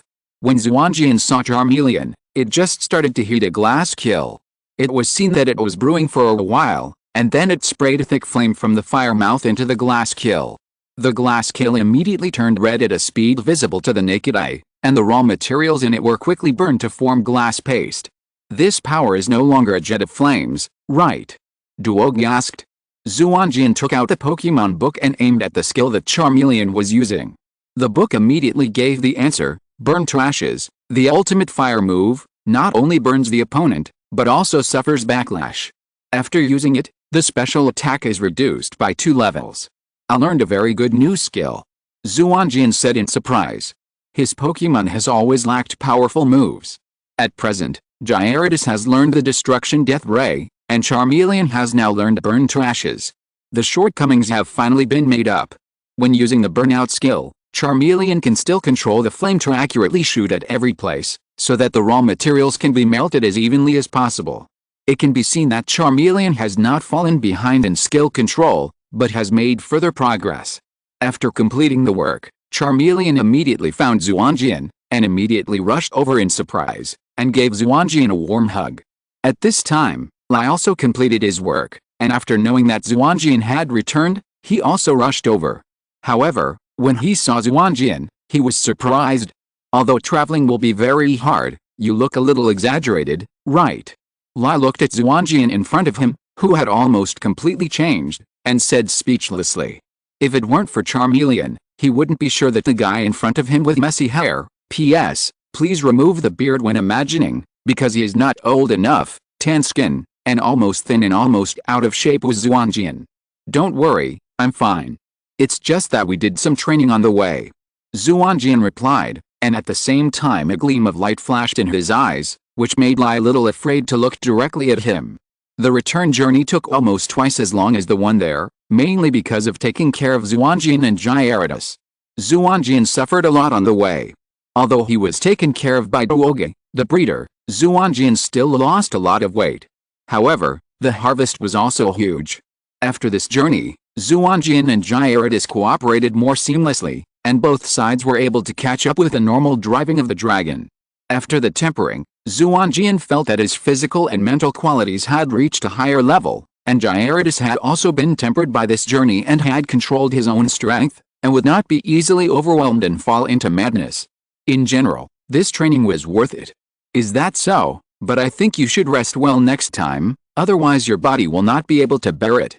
Well, thank you, I will. Only by combining work and rest can the greatest results be achieved. In the next period of time, Xuanjian decided to relax. By the way, has your gym application been approved?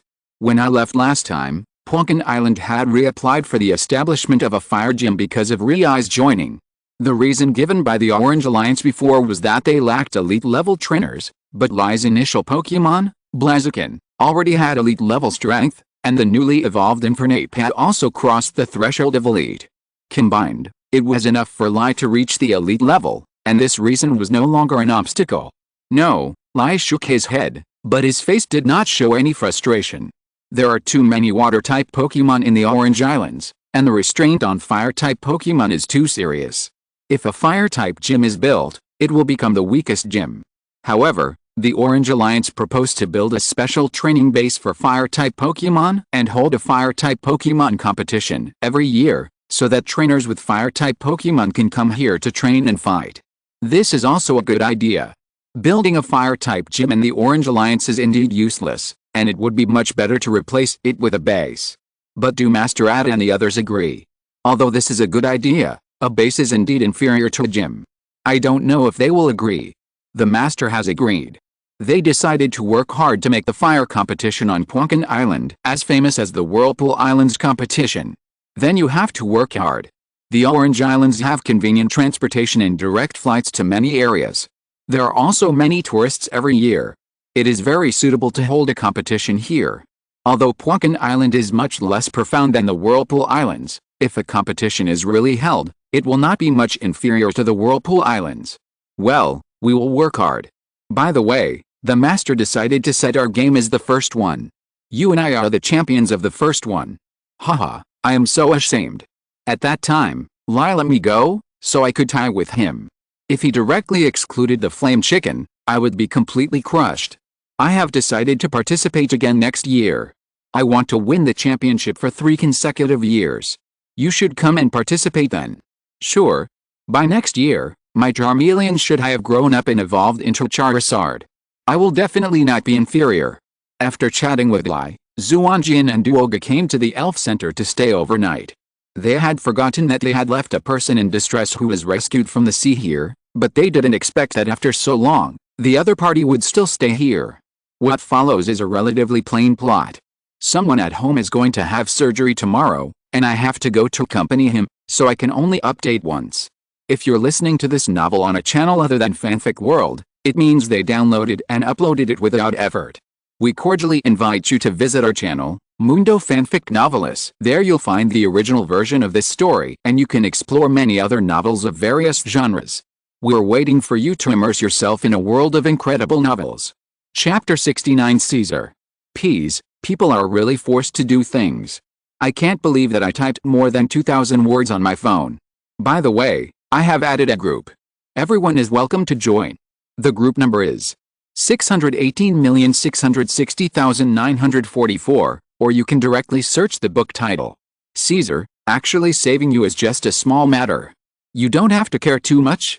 Duoga said helplessly to the blonde handsome guy who followed the two of them. Yesterday afternoon, after Xuanjian and the other two returned to the Elf Center, they met this guy who was said to have been waiting for his savior here. After a period of recuperation, this guy completely lost his original skinny appearance, and he regained his health. He also became a blonde handsome guy. This guy claimed that he wanted to repay the two for saving his life and wanted to follow them all the time. Xuanjian and Duoga both declined the offer. After all, it seemed that this guy was in trouble, otherwise how could he be so thin and poisoned? Duoga and Xuanjian didn't want to get involved in this trouble, and they all told the other party not to care about such things. Unexpectedly, the other party stuck to them like a sticky candy. Of course, the target of sticking was mainly Duoga, and Xuanjian was ignored gorgeously. Xuanjian was more open-minded about this. After all, it was Duoga's dragon that was carrying him, and it was Duoga who treated him. He really didn't contribute much. Saving my life is not a small matter. I must work hard to repay this kindness. It will definitely bring a lot of convenience to you two with my service by your side. Caesar said seriously, by the way, please move to the restaurant. I have prepared breakfast. The breakfast at the Elf Center seems to be self-service, so there is no need to prepare it specially, right? Xuanjian asked in confusion. No, for a noble like Miss Duoga, how can you use such a simple breakfast? I have specially ordered food for you. How do you know I'm a noble? Duoga was a little curious. As soon as I saw you, I was impressed by your noble temperament. People like you are not nobles, so who else deserves this word? Duoga curled her lips and said nothing. Most girls would be interested in such courtesy, but she was not one of them. She was trained as the future head of the family since she was a child, and she had seen too many such games. Although she did not deliberately show the style of aristocrats, her walking and standing postures and movements were strictly trained according to the etiquette of aristocrats, and people who were also nobles could easily recognize it. When she came to the restaurant, a table of rich breakfast had indeed been prepared. For a loser like Xuanjian, the only feeling was that it was so rich, But it seemed that breakfast didn't need to be eaten, right? For Duoge, this was completely in line with the style of aristocrats, because the word economical and affordable never existed in the dictionary of aristocrats, and grand and comfortable was their style. When they were preparing breakfast, they only considered whether they could find what they suddenly wanted to eat, not whether there would be too much food and whether it would be wasted. Unfortunately, most of the nobles in the Kanto region have fallen into decline, and this custom has long existed only in memory. It seems that only the nobles in the Kalos region still retain this custom. As a member of the declining nobles, Duoge's family has naturally begun to take the path of economy and affordability. It seems that this kind of breakfast was only encountered when he visited a relative in the Kalos region with his father when he was a child. "Dear lady, your breakfast has been delivered. Please pay the bill." A fat aunt in a maid outfit gave Duoge an inappropriate salute, and then pinched her throat and spoke softly. "Pay the bill." Duoge turned to Caesar. "What's going on?" "Sorry, Miss Duoge, I couldn't find a suitable servant at the moment, so I had to ask her to play a temporary role, so she looked too amateur." Caesar said and turned to the aunt. "How can you ask such a noble lady to pay the bill? It's so vulgar." Sorry. The aunt bowed and apologized again and again, and her fat swayed as her body rose and fell, making people worry that she would burst the tight maid outfit. "Your posture is wrong." "Wait," Duoge interrupted Caesar, "I think you misunderstood what I meant. What I asked was why I had to pay the bill."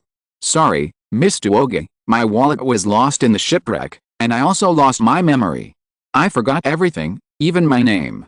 Please allow me to borrow your money for a while, and I will definitely return it to you when my memory recovers." Xuanjian was stunned by the scene in front of him. He had heard of borrowing flowers to offer to Buddha, but he had never heard of borrowing Buddha's flowers to offer to Buddha. It's really rare to see such a thing. However, the folk customs in this world are still very simple. People have not been bombarded by various TV dramas, and their understanding of amnesia is not deep, so it must be very convincing. If this guy is a liar, then in his concept, he must think that Duoge is the kind of noble lady who likes to show off her wealth. Under the confusion of his sunny and handsome appearance, she will definitely be kind when encountering such a thing. Unfortunately, Xuanjian, who had been with Duoge for a while, knew that she had completely misjudged him. Duoge was the kind of young lady who looked a little naive on the outside, but was actually a very black-bellied queen. Sure enough, Duoge responded quickly. She smiled sweetly at the auntie and said, "Auntie, I'm sorry, this breakfast was not ordered by me, but by this gentleman. This gentleman just had a misfortune, how could I bear to let him spend money again? So, I won't pay you."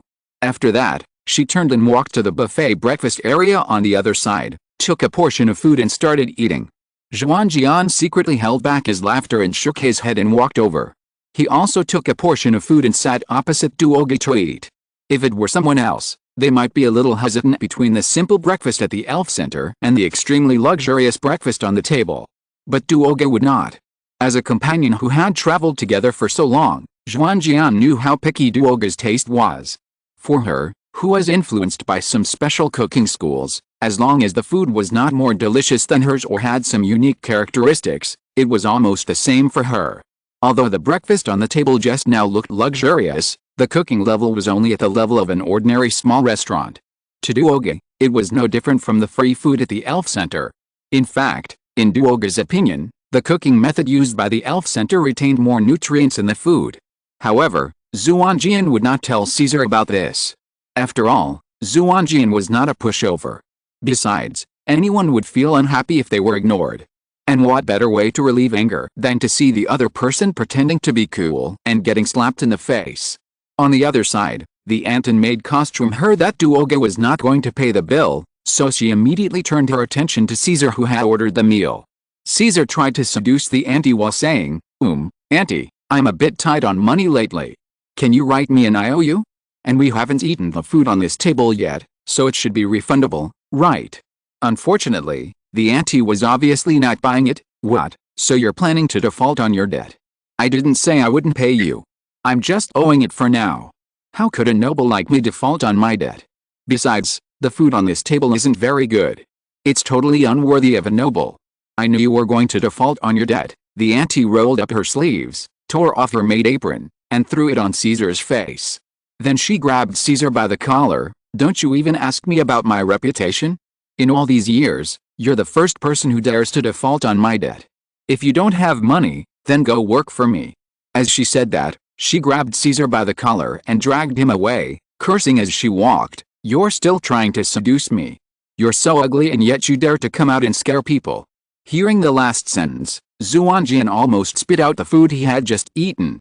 Putting aside his character, Caesar's appearance is still above 90 points. At this time, the conversation between the two trainers sitting next to him solved Xuanjian's doubts. This ant likes plump types. Her husband is a greedy cook and the fattest man on the island. Xuanjian wiped the non-existent cold sweat on his head. I think we just witnessed a bloody case caused by aesthetic differences." Duoga nodded, and while drinking white porridge, he said, "This guy has a problem with his brain, ignore him. I think the name Caesar must be matched with a blonde handsome guy, what do you think? But as a loser, how could I write a perfect tall, rich and handsome guy? There must be all kinds of problems, so that no one will doubt my orientation." Chapter 70 Sunlight Island. After breakfast, Xuanjian and Duoga set off, but Xuanjian did not ride Gyarados for the time being. After all, after practicing for so long, Gyarados was also tired. Now the two planned to take a rest at a nearby island called Sunlight Island.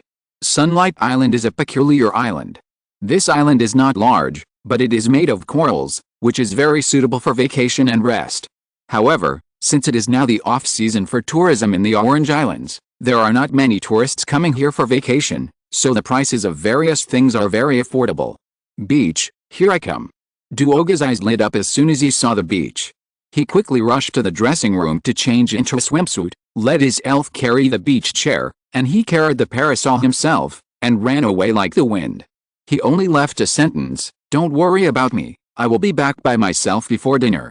Although the 10-year-old girl is already a beauty, I still can't see anything. Xuanjian sighed secretly.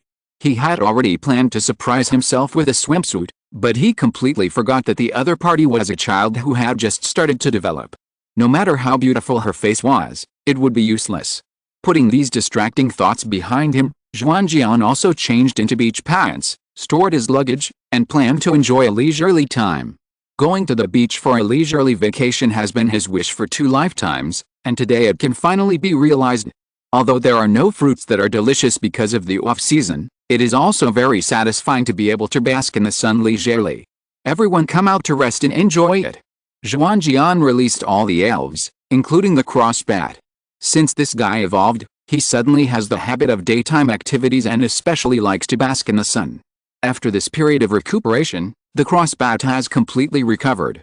As soon as it came out of the elf ball, it immediately flew to the beach, stretched its wings and lay down, and began to enjoy the sunbathing. The other elves were no exception and imitated it. Only the new member of the team, the electric monster, was more restrained and stood aside without moving. "Electric monster, aren't you with him?" Xuanjian asked. The electric monster shook his head shyly and said something hesitantly, but it was a pity that Xuanjian didn't hear much. Xuanjian felt that it was very thoughtful to have an elf that could speak human language. There was no other way, Xuanjian could only guess. Looking at the electric monster and other elves, Xuanjian asked, "Don't you like sunbathing?" The electric monster nodded, stretched out his hand and rubbed its smooth fur, and immediately a few electric sparks popped out. Xuanjian then remembered that its characteristic was static electricity, which made it like to clean its fur very cleanly and keep it dry. It was not very interested in activities like sunbathing on the beach. If you don't like it, forget it. Let's do some activities you like later. Xuanjian was a little ashamed. After getting this electric monster through the exchange, he was busy with various things and didn't train it at all. But fortunately, it was not too late, and he still had time to make up for it. But his idea of sunbathing was probably going to be ruined. By the way, I almost forgot about this guy. Wait for me. Xuanjian ran back to the parcel storage and took out an egg in the incubator from the parcel. This guy also needs to get some sun and walk around. Come on, take me to see what you like. Xuanjian said gently to the electric monster. This guy looked a little shy. He had to be more attentive to it and not be as careless as the others. The electric monster was very happy to hear Xuanjian's words. He jumped and took Xuanjian to a stage. Since it was the off-season for tourism, there was no performance on the stage. Do you like performing? The electric monster shook his head and pointed to a poster for Xuanjian to see. This is fighting competition. Do you like fighting?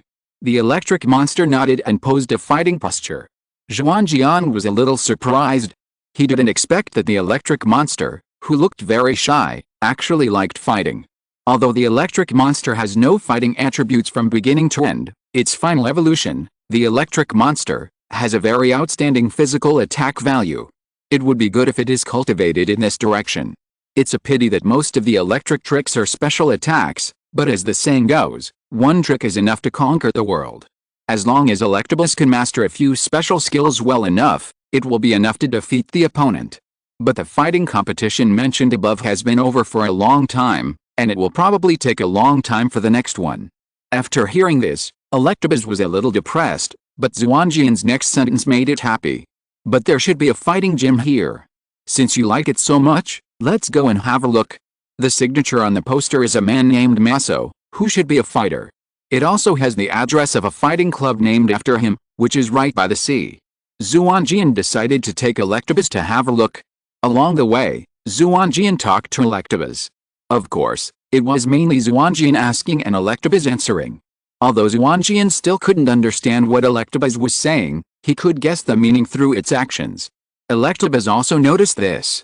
It was originally not talkative, but now it completely changed to using actions to communicate with Xuanjian. Electric monster, why do you like fighting? Xuanjian asked, and then the electric monster started to gesture. Xuanjian kept expressing his understanding. When he was right, the electric monster would nod, and when he was wrong, the electric monster would shake his head, and then he would gesture again. After a lot of trouble, Xuanjian finally figured out the whole thing. It turned out that when the electric monster was just born, it encountered a danger once, and it accidentally broke into the cage where the Arbok was kept.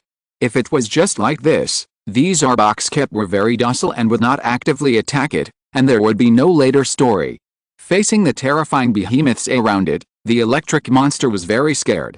At this time, an unintentional touch by an Arbok made it subconsciously do what the electric elves would instinctively do when they were in danger, discharge electricity around. The electric shock of the electric monster obviously did not cause much damage to the Arbok, but angered them. Arbok was not a good-tempered Pokémon.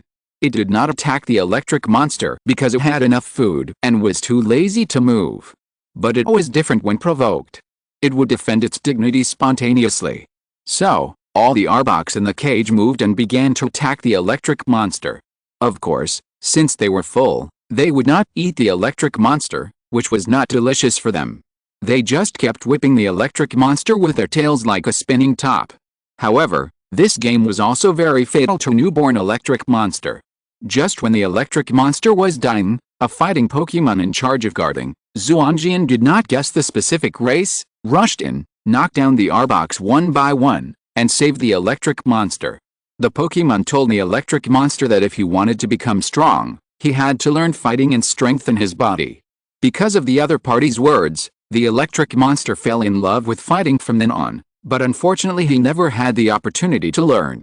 It's a very good hobby. Xuanjian nodded to the electric monster, although that sentence was obviously drawn by the fighting elf based on its own situation, and the scope of application is still to be discussed. But at least it is applicable to the electric monster.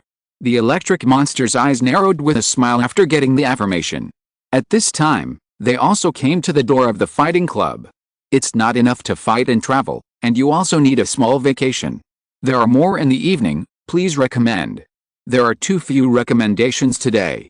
Chapter 71 Rejection and Reunion. Maso Fighting Club is the most famous fighting club on Sunlight Island, because the island is too small and there is only this club. As it is in the off-season, the business of the club has been seriously affected and it looks very deserted. After all, there are not many native residents on the island, and the main customers of this club are tourists. Pulling up the door curtain that is very characteristic of the Orange Islands, Xuanjian walked into the club with the electric monster.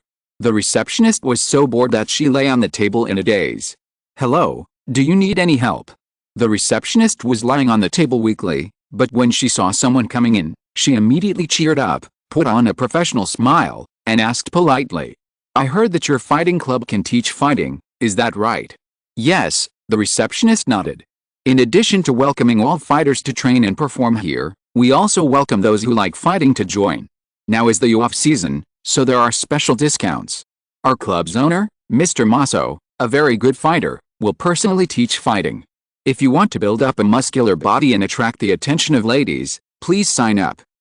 Thank you, but I don't need it for now. Xuanjian shook his head awkwardly. He is just a little kid now, and attracting beautiful women is useless. He is asking for trouble. I want to ask, if we can train elves in fighting. This world is dominated by elves, and elves have long been integrated into people's production and life. Therefore, there are many fighting clubs that are specifically for fighting elves. Such clubs are even more popular than those that are only open to humans. After all, not everyone has the talent to become a fighter. Training the elves. The other party frowned. Generally speaking, fighting elves are keen on fighting. For them, fighting is an innate talent and does not need to be learned. The club only needs to provide a strong enough training ground. I have never heard that fighting elves need training. Even if you want to learn fighting skills, you shouldn't come here. After thinking for a while, the receptionist replied, we have a strong enough and equipped with various training facilities. If you need it, you can rent it. If you want to find a sparring partner for your elf, we also have Haoli and Guili to serve you. Xuanjian shook his head. The electric monster has no fighting attributes and can't fight itself. The fighting elf set is not very helpful to it. He wants to find a human fighting coach to teach it. After all, although humans themselves do not have fighting attributes and their bodies are not as strong as elves, their attainments in fighting are much stronger than elves, which is undoubtedly more suitable for electric monsters. It's like this, my electric monster is very interested in fighting, but it doesn't have fighting attributes, so I came here after seeing the poster of your club, hoping to get some advice from fighters here. I can't give you an answer right away, I need to ask Mr. Maso, can you wait a moment? Of course. The receptionist left for a while, then returned with an apologetic look. Sorry, we don't accept electric monsters to join. Can't you make some concessions? Xuanjian pleaded. The receptionist shook her head, because electric monsters not only don't have fighting attributes, but also have static electricity. If you practice with them, they will easily be hurt by static electricity. There is no Pokémon Center on the island, and it is very troublesome to treat them. Oh, then thank you. Seeing the other party's firm attitude, Xuanjian had to give up and left with the electric monster in disappointment. The electric monster was frustrated by the setback in learning fighting. Xuanjian comforted it that when it left the island, it would definitely find a gym willing to teach it to fight. It then cheered up and accompanied Xuanjian on the beach to bask in the sun and chat. Xuanjian was lying on the beach, and the electric monster was giving him some massage under Xuanjian's guidance. The electric monster's hands with static electricity gave him a tingling feeling when massaging, which was very good. However, this quiet time was soon broken, and an unwelcome guy appeared in front of Xuanjian. Mr. Caesar, I remember that you seem to be paying off your debts on Pokémon Island? How come you have the leisure to come here? Xuanjian looked at the guy lying next to him with some dissatisfaction. This guy lived up to his name. His figure and appearance were both top-notch. In addition, he was about 20 years old, which was the so-called young and handsome stage. As soon as he came to the beach, he attracted the attention of many women. Xuanjian was very unhappy about this, because after this guy lay next to him, women kept coming to chat with him, ruining his plan to enjoy the sunbath quietly. Xuanjian would never admit that he was actually very jealous. It's just a small debt, how can it be difficult for me? Caesar said casually, but in fact he had already cursed a fat ant countless times in his heart. That ugly woman actually asked him to work as a gigolo in the store to earn money to pay off the debt. It was so disgusting. If he was not really penniless, his innocence would be ruined like this. Of course, he would not tell others about this. Since you are not short of money, why are you following us? I am not following you. Caesar blew a kiss to a woman who was winking at him, and then said, I just wanted to come here for vacation, but I happened to meet you. This is God's arrangement, so I have to follow you to repay you. We don't believe your words, and we don't need you to repay us. Oh, it doesn't count if you say it, it has to be said by Miss Duoge. Caesar flicked his short golden hair and continued, as far as I know, you are currently employed by Miss Duoge, and Miss Duoge is paying for the food and lodging along the way. You don't seem to be qualified to make this decision. You.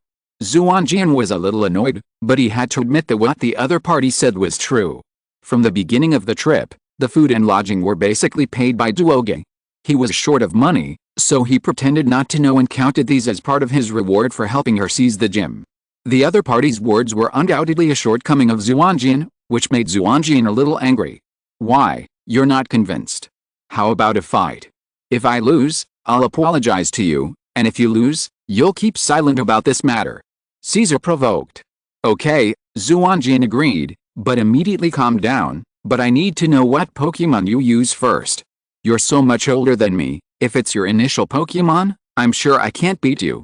Don't worry, I won't use the initial Pokémon, I'm using this little guy. Caesar took out a Pokéball, and Xuanjian recognized that it was a very expensive, but only beautiful-looking deluxe version Pokéball with ordinary effects. Come out, Xiu.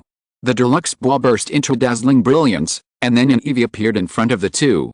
Xuanjian looked at the small and cute Eevee in front of him. This Eevee was well-bred, with bright fur and well-proportioned muscles. It didn't look like it was very high level, and seemed to be about the same level as his own Eevee, so he nodded and agreed to the other party's invitation. Okay, I'll use Eevee here too. Eevee, who was basking in the sun, heard that he was going to fight against a fellow Eevee, and immediately ran over excitedly.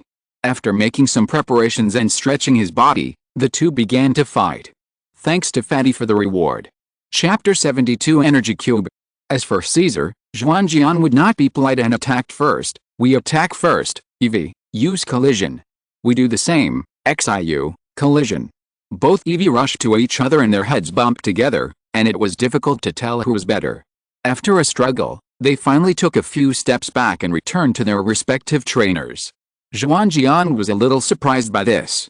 His Eevee's characteristic is adaptability, and the power of general-type moves is relatively large. In addition, because he had chosen the evolution route, Xuanjian usually focused on training its strength when training it. He didn't expect that the opponent could tie with him. It seems that the opponent's Eevee is not as simple as it seems.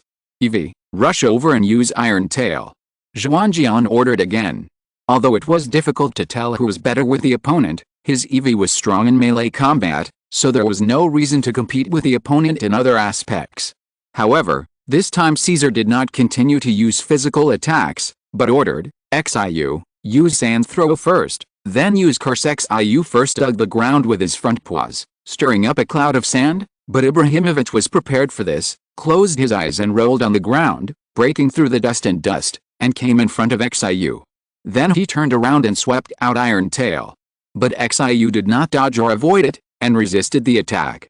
After that, Xiu's expression suddenly became slightly depressed, and then a dark purple smoke came out of his body, condensed into a ghost face and rushed towards Ibrahimovic, sinking into Ibrahimovic's body. Ibrahimovic was startled, but then gritted his teeth and continued to raise his tail. While Xiu was weak after using the skills, he smashed Iron Tail down hard. Xiu only had time to avoid a vital part such as the head, but his back was smashed. Xiu, who had just lost a lot of physical strength, immediately collapsed to the ground. Good opportunity, Ibrahimovic, another Iron Tail. The opponent could no longer avoid it, so what he had to do was to pursue the victory. Caesar would not surrender. Since he dared to use the curse, he was prepared for the negative impact. Xiu, use See-Through. As Caesar gave the order, Xiu immediately looked up and stared at Eevee's movements. Then, as if assisted by God, he gently bent his body and avoided Eevee's Iron Tail, causing the attack of Iron Tail to completely miss and hit the ground. After using Iron Tail twice in a row, Eevee was a little tired. In addition, he was trapped in the curse, and his physical strength was lost, causing his limbs to become weak. For a while, he could not continue to attack. Xiu quickly took advantage of the see-through skill to roll to the side and then used a big move, Synchronous Interference.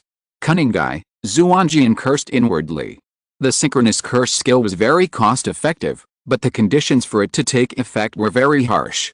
It required the attributes to be consistent, and the higher the degree of attribute consistency, the greater the damage. This skill was simply a bug when used in a civil war between the same race. Eevee, use Ace. Although Ace was a physical attack skill, it could also be used for defense because the attack was carried out by summoning a card-like object.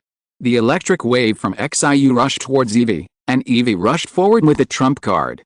The two skills collided, but after all, Xiu's synchronization interference was stronger. Eevee's trump card gradually disintegrated in the electric wave and finally dissipated in the air. The remaining electric wave hit Eevee. Fortunately, most of the skills had been blocked, and Eevee was not hurt much, but due to the effect of the skill curse, Eevee's physical strength was already very low. Using skills like synchronization interference was also a big burden for Xiu, and the two elves confronted each other.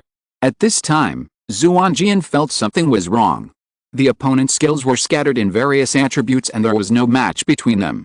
If it weren't for the extremely powerful synchronization interference, the opponent could be said to have no hope of turning the tables. Although he looked down on this guy, Xuanjian definitely didn't dare to underestimate him. Since the opponent dared to challenge him, he must have made sufficient preparations. The physical strength of the opponent's Eevee named Xiu had fallen to the bottom, and any skill could cause enough damage to it to lose its combat effectiveness, but the opponent was full of confidence, so Xuanjian didn't dare to be careless. As he also had Eevee, Xuanjian naturally guessed the opponent's plan. In the end, Xuanjian still launched the attack first, because Eevee was cursed, and the longer it dragged on, the more disadvantageous it would be. Eevee, rush over and attack it, prepare T-tactics. Some skills or combination moves, if you call out the name directly, are likely to alert the opponent, so many trainers will replace it with the secret code agreed with the elves. Xuanjian chose the first letter of the pinyin of the Chinese name of the previous life of the skill to replace it. T stands for the skill of holding on. After Xuanjian shouted T-tactics, Eevee would pretend to attack, but actually secretly prepare to hold on. Once the opponent launched a powerful move, it would be launched immediately. After receiving the order, Eevee pretended to attack and rushed towards Xiu. At this time, Caesar's forehead was covered with sweat. He didn't expect Xuanjian's Eevee to be so strong that he completely crushed Xiu, who he had carefully cultivated. Xiu's physical strength was not much at this time. If he continued to drag it on, he would lose the battle with just a slight mistake. Therefore, although he was worried about Xuanjian's order, he was forced to launch the plan in the end. Xiu, use the last treasure. Hearing Caesar's order, Xuanjian was surprised again. His Eevee also knew the skill of treasure, but he only used it once in a row against two scythers. After all, this skill was too demanding to use, and all the skills learned by the elves must be used. In fact, it is difficult for elves to achieve this goal in battle, because there are only a few skills with good effects, and the physical strength of elves is limited. Often, elves lose their combat effectiveness after a few rounds. This Eevee named Xiu only uses 5 skills now, and even several skills that Eevee is born with have not been used. How can he use treasure? But facts speak louder than words. Xiu successfully used the treasure skill and hit Eevee hard. Eevee did not dodge. This skill is impossible to dodge or withstand. Only by relying on the skill that has been prepared long ago can there be hope of a comeback. In order to prevent itself from being knocked out, Eevee took the attack in an extremely awkward position and was smashed to the ground by Xiu, just like when Xiu was hit by Iron Tail. But compared to Xiu, Eevee was much stronger. It gritted its teeth and withstood the damage, and immediately launched a counterattack after Xiu's attack ended. Death Struggle. This skill, whose power is determined by the damage received, is the perfect match for holding on. Eevee's sudden attack completely stunned Xiu, and he was knocked out before he could react. But Eevee's use of Death Struggle also destroyed the protective effect of the holding on skill, and was cursed to lose the last bit of physical strength, and fell to the ground. Come back, Eevee. Well done. Xuanjian took back his Eevee and looked to the other side. The Eevee named Xiu also lost its fighting power. Xuanjian frowned. Although it is unconscious now, it seems to be more powerful than at the beginning. That Eevee used coquetry at the beginning.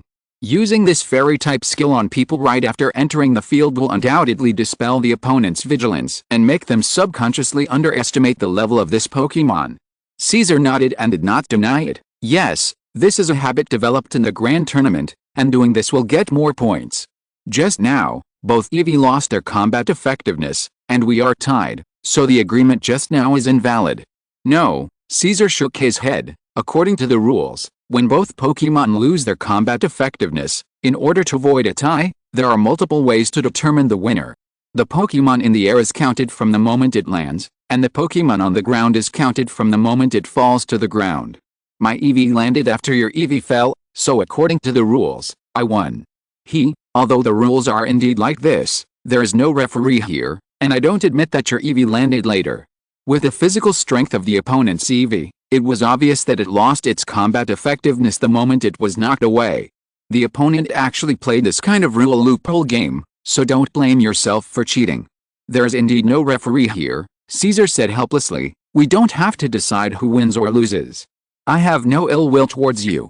I just want to pursue Miss Duoge. If you don't stop me, I can tell you the secret of why my Eevee can use the treasure so easily. Xuanjian was a little tempted. This secret was too tempting, and with Duoge's personality, he shouldn't agree to this guy. In the end, Xuanjian nodded. Okay, I promise you, I won't comment on this matter. Okay, then the deal is done. This is for you. Caesar threw a note over, and the note had written how to quickly use the treasure. The other party seemed to have prepared it. Xuanjian browsed the note. The method on it was to use some tree fruits in a certain proportion to make an energy block. After giving it to the elves, within a day, you only need to use 5 skills of different attributes to use the treasure once. This energy block is applicable to all elves who can collect treasures. It's a very precious recipe. Not only is it applicable to all elves who can collect treasures, but also, except for the complicated method of making this recipe, the raw materials used are very common, which means that this kind of cube can be mass-produced and has great promotion value. Is this recipe real? Xuanjian doubted, and he couldn't believe that the other party would easily hand over such a thing that could become a family's foundation and determine the rise and fall of a family to him. Of course it's real. Caesar threw a box of energy cubes to Xuanjian. This is the finished product, given to you. You can try it yourself. Xuanjian pinched the recipe and frowned. What exactly do you want to do? Although Duoge is a noble lady, the value of these things you took out is enough for you to find a fallen noble lady as your wife, but you only use it to exchange for the opportunity to get close to Duoge, which is incredible. Many fallen nobles live a glamorous life on the surface, but their lives are not even as good as those of ordinary civilians. With the value of this recipe, it is enough for them to come to you. You don't need to know this. For real nobles, such things are plenty. Commoners like you can't understand it. Disgusting aristocratic behavior. No matter what your plan is, if you dare to hurt Duoge, I will not let you go. Don't worry, how could I hurt her? Please recommend. Chapter 73, Sea Wine. After reaching an agreement with Xuanjian, Caesar did not immediately go to find Duoge, but continued to sunbathe with Xuanjian. Compared with the young Xuanjian, Caesar was undoubtedly much more eye-catching. There were many bold women coming to chat with him, but I don't know if Caesar was just pretending, but he politely rejected them all. When the sun was setting, Duoge came back with her elf, and she looked very happy.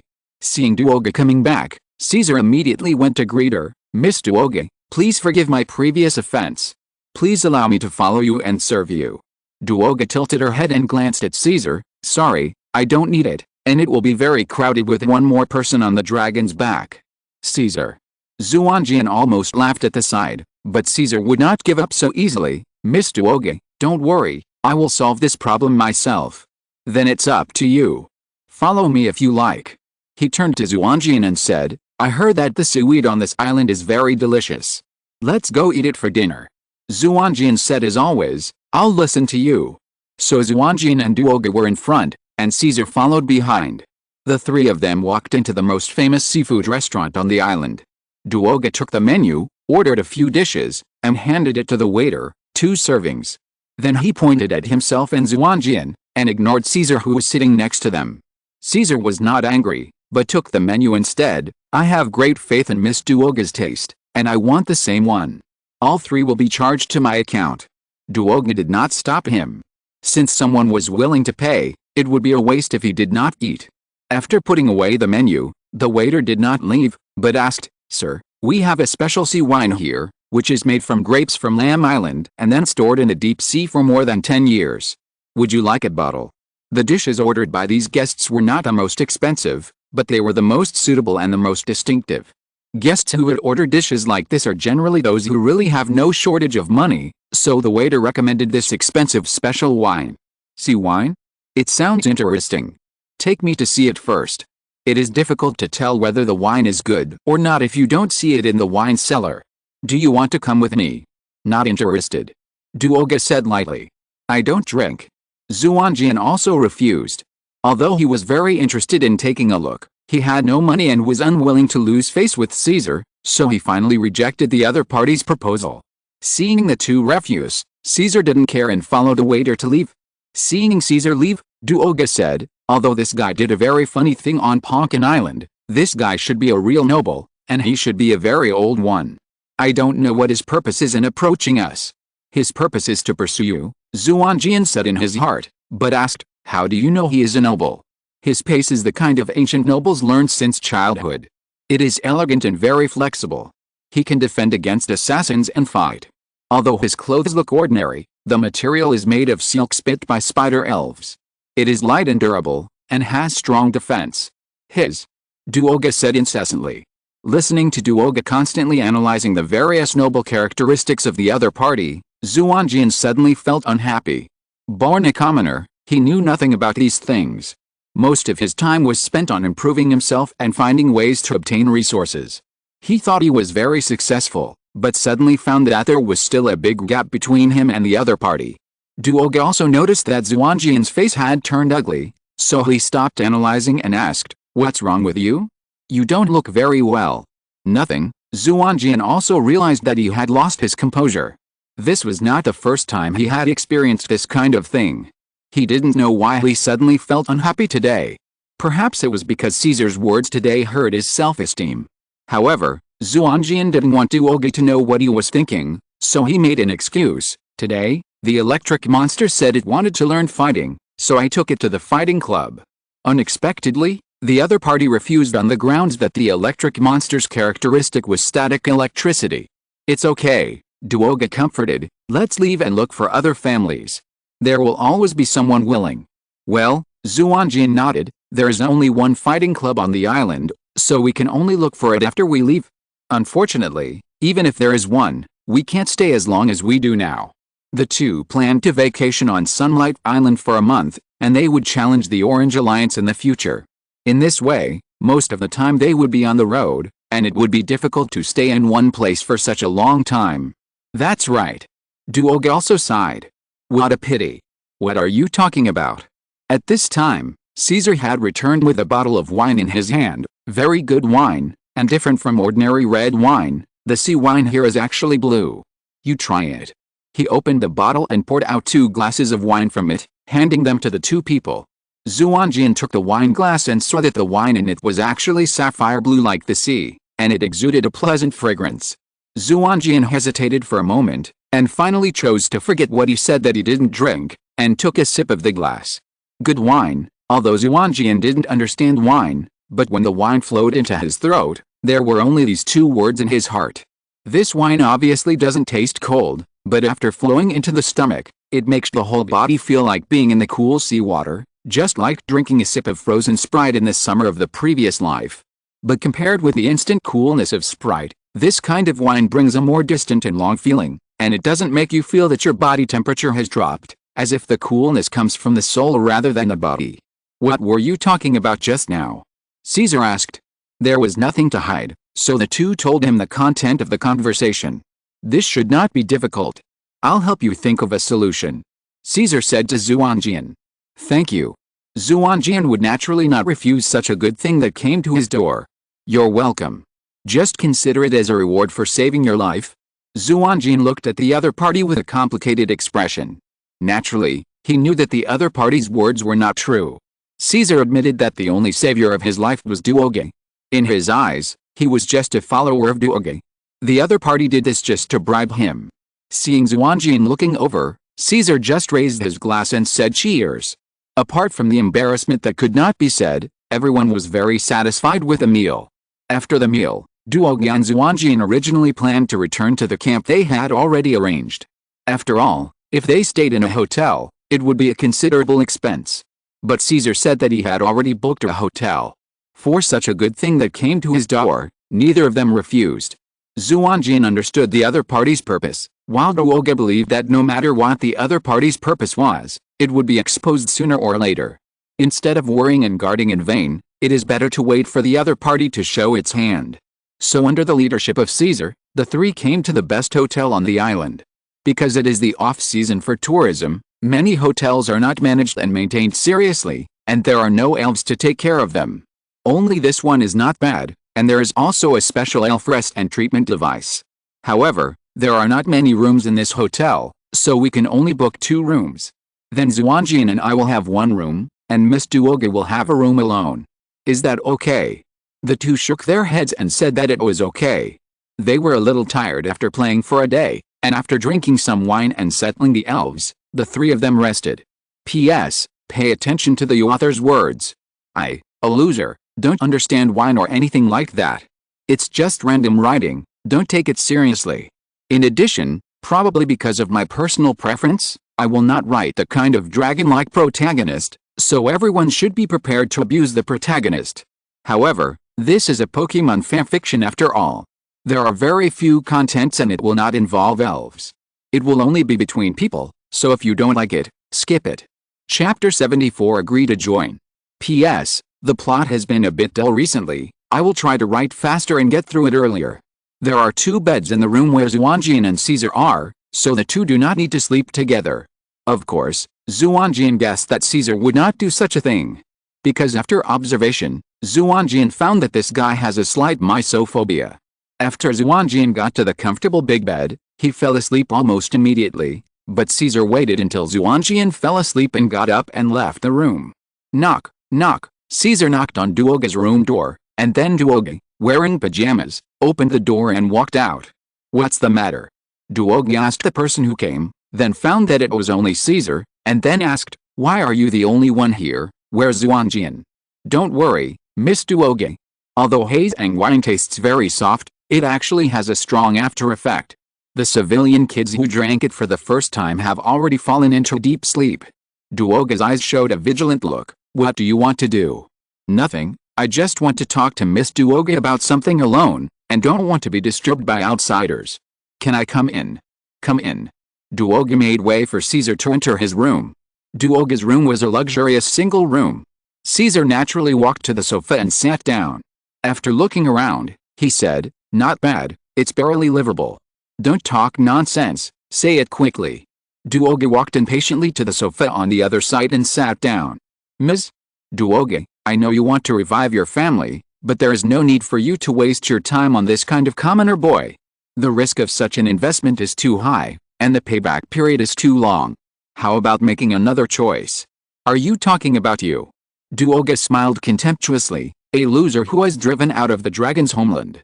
Caesar's face looked ugly for a moment, but then he smiled lightly. Ms. Duoga has a good eye. You are worthy of being personally raised by Her Majesty the Queen of the Kalos region. This does not require a good eye. Anyone who knows something about the world's nobility knows this. Blonde hair, walking the cross-stance steps, and each generation of heirs is called Caesar. By the way, can your family still support your lavish spending now? My family was indeed driven out of the dragon's homeland, but I now have a good home, and money is not a problem for me now. Oh, congratulations. Duoga picked up the cup on the table and took a sip of water. Then why did you come to me? Of course I'm pursuing you. As a sea witch, Duoga interrupted the other party impatiently. Go away, I am not interested in your proposal. Caesar shook his head. Miss Duoga, you inherited the knowledge of Her Majesty the Queen, but not her vision. Do you think your current choice is correct? You don't have to doubt my vision. Please leave, I want to rest. Your vision is indeed still to be honed, I will prove it.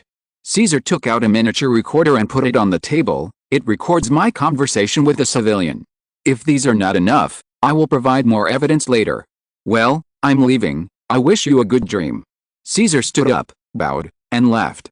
Duoga looked at the recorder on the table and gently pressed the play button.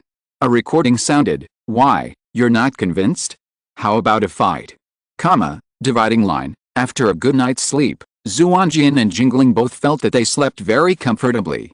After all, the bed in a 5-star hotel and the simple bed in their own camping are 2 different concepts. However, Xuanjian unexpectedly discovered that Caesar and Duoga didn't seem to sleep well. Didn't you sleep well last night? Caesar nodded. It's the first time I sleep in the same room with others. I'm not used to it. Pretentious. You deserve it. This is Xuanjian's true thought about his answer. I drank too much wine and have a headache. Duoga said concisely. Then go and rest for a while. Xuanjian suggested. He didn't know that this kind of wine would not give people headaches. Well, Duoga nodded, eating breakfast somewhat carelessly. By the way, I have already helped you with the fight club yesterday, Caesar said. You can go to the fight club by yourself later. So fast. Xuanjian was a little surprised. He didn't expect that the other party could handle it overnight. From the moment Duoga said that the other party's identity was not simple, Xuanjian knew that this matter was not a problem for him, but he didn't expect it to be so fast. Of course, who am I? Caesar said proudly, thinking in his heart, if I don't get you out of the way, how can I get close to Miss Duoga? But he said, how about it? Isn't it much more convenient to have me by your side? Xuanjian lowered his head and didn't say anything. For sugar-coated bullets, he always took the sugar coating and threw the bullet back. But to Xuanjian's surprise, Duoga actually spoke. Well, then you can travel with us in the future. Xuanjian looked at Duoga in surprise, not understanding why she changed so much. Is there any problem? Caesar asked. Xuanjian shook his head. Nothing, I'll listen to you. At this moment, Xuanjian did not see the flash of disappointment in Duoga's eyes. After breakfast, Xuanjian came to the fighting club yesterday alone. This time, the receptionist took him directly to the owner of the club, Maso.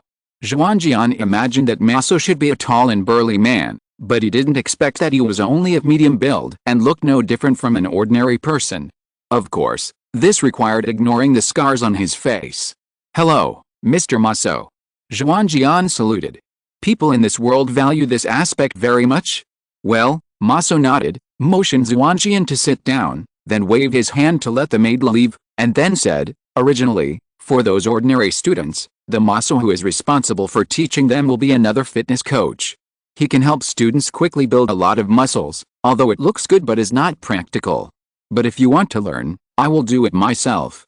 By the way, I haven't introduced myself yet. I am a retired special investigator of the Alliance. I am good at fighting. Unlike those flowery ones, it is a real fighting technique. I will only teach fighting. Of course, your elves can also watch together, and I will also give some pointers. But learning fighting will be very hard. Are you sure you want to learn from me? Hearing the other party's words, Xuanjian's breathing became rapid.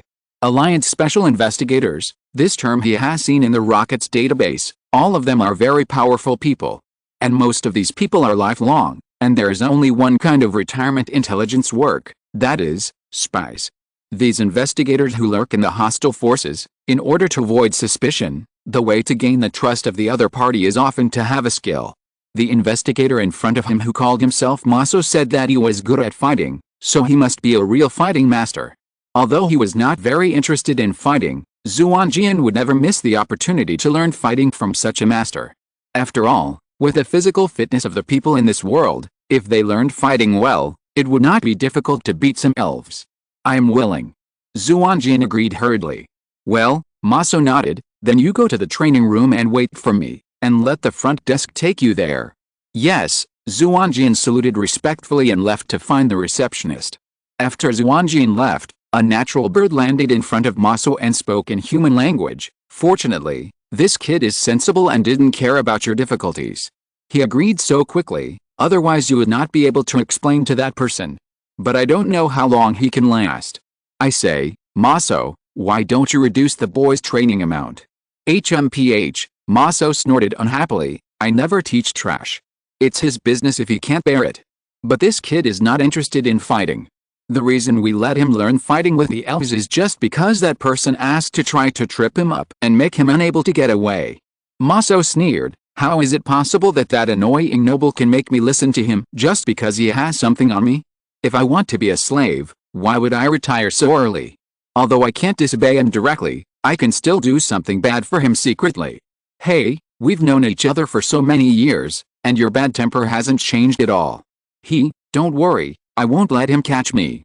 Besides, didn't he ask me to keep this guy as tight as possible? I work him to death every day, and he falls asleep as soon as he goes home. It's not easy to meet his requirements.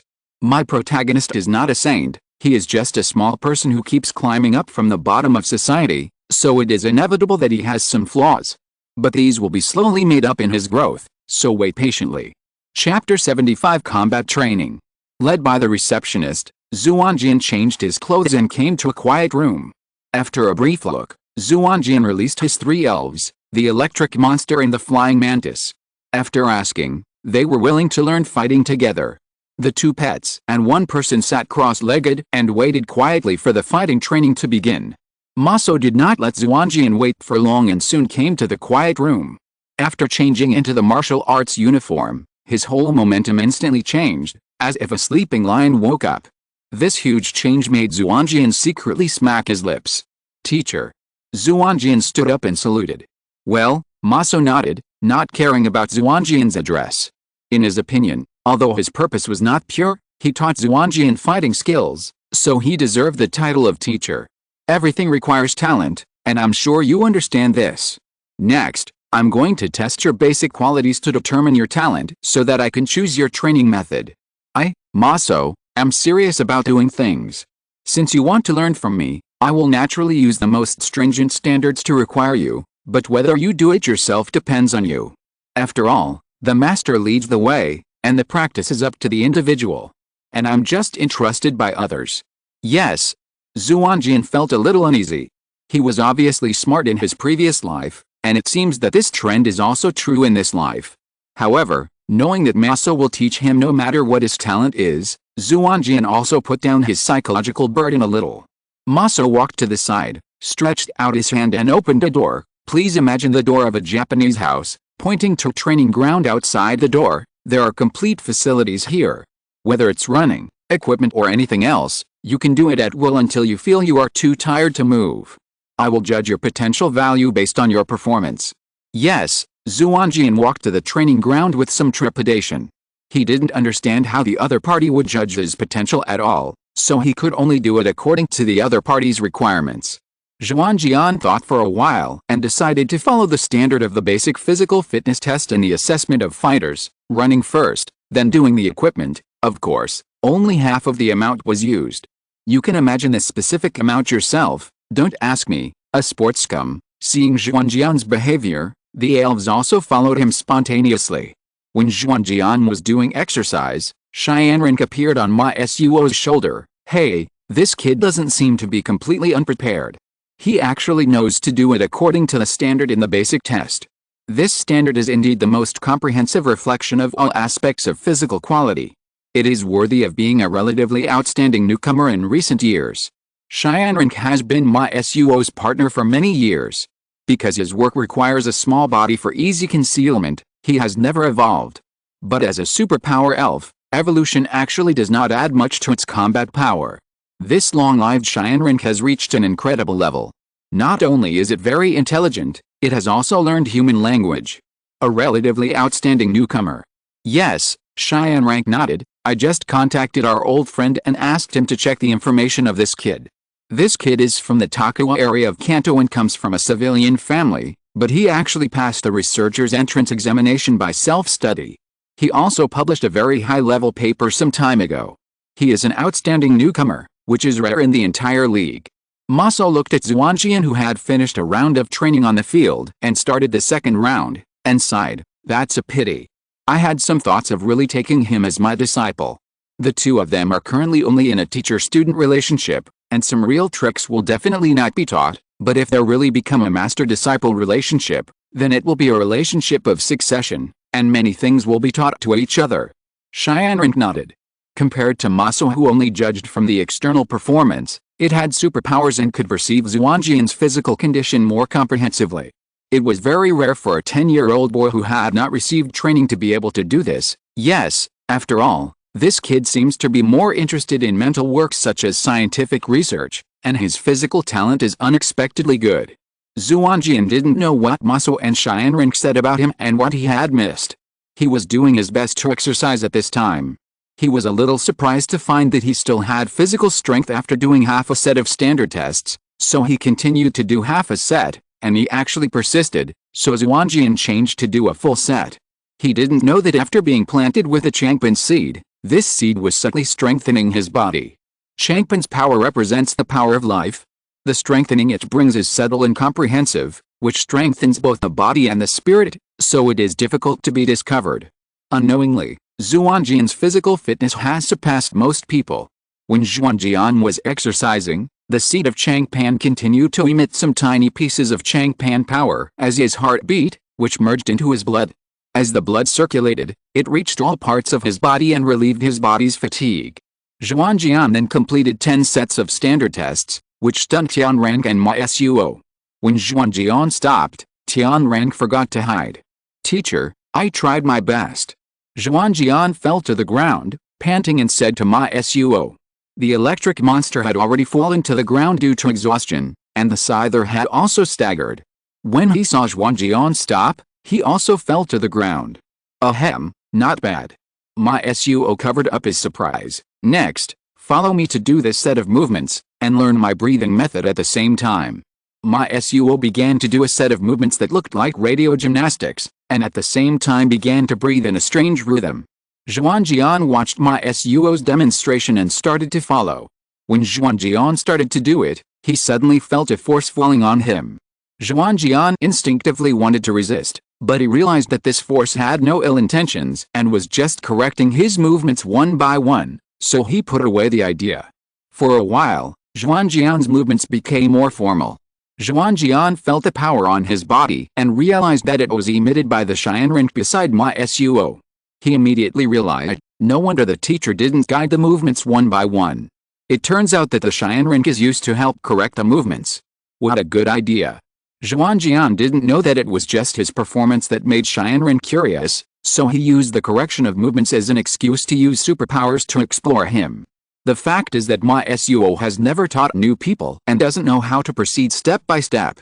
With the help of Xianrink, Xuanjian quickly learned the set of movements. Ma Suo also stopped and motioned Xuanjian to continue, then corrected the movements for the two elves, and then said, "This set of movements is the most important, but the breathing method is not important. Because this is only the most basic breathing method, after learning it, you need to adjust it according to your body's reaction when doing this set of movements, and find a breathing method that suits you best." Of course, it also applies to elves. The breathing method established with this set of movements will help you condense your whole body strength, and you will have stronger burst and endurance when fighting. And next I will teach you meditation, and with this set of breathing methods, it can help you recover faster. Yes. Xuanjian nodded happily. Although he didn't know if he got the highest potential rating, the things Ma Suo taught him were already very precious. Ma Suo looked at the time and said, "Now you go to lunch first, come here in the afternoon to practice this set of movements and find your own breathing method." Then he left with Xianrink behind his back. "Thank you for your guidance, teacher." Xuanjian hurriedly bowed with his elves. This is a Pokémon fanfiction after all. I wrote these just to give a reasonable explanation for why the protagonist can teach Pokémon to fight. I won't write too much. It will be over in one more chapter. End of this chapter. Thank you very much for reaching the end. Don't forget to like. Looking for more exclusive content and immediate access? Subscribe to our Patreon. Remember, every like, subscription, or donation encourages us to continue. Thanks to everyone. See you in the next video.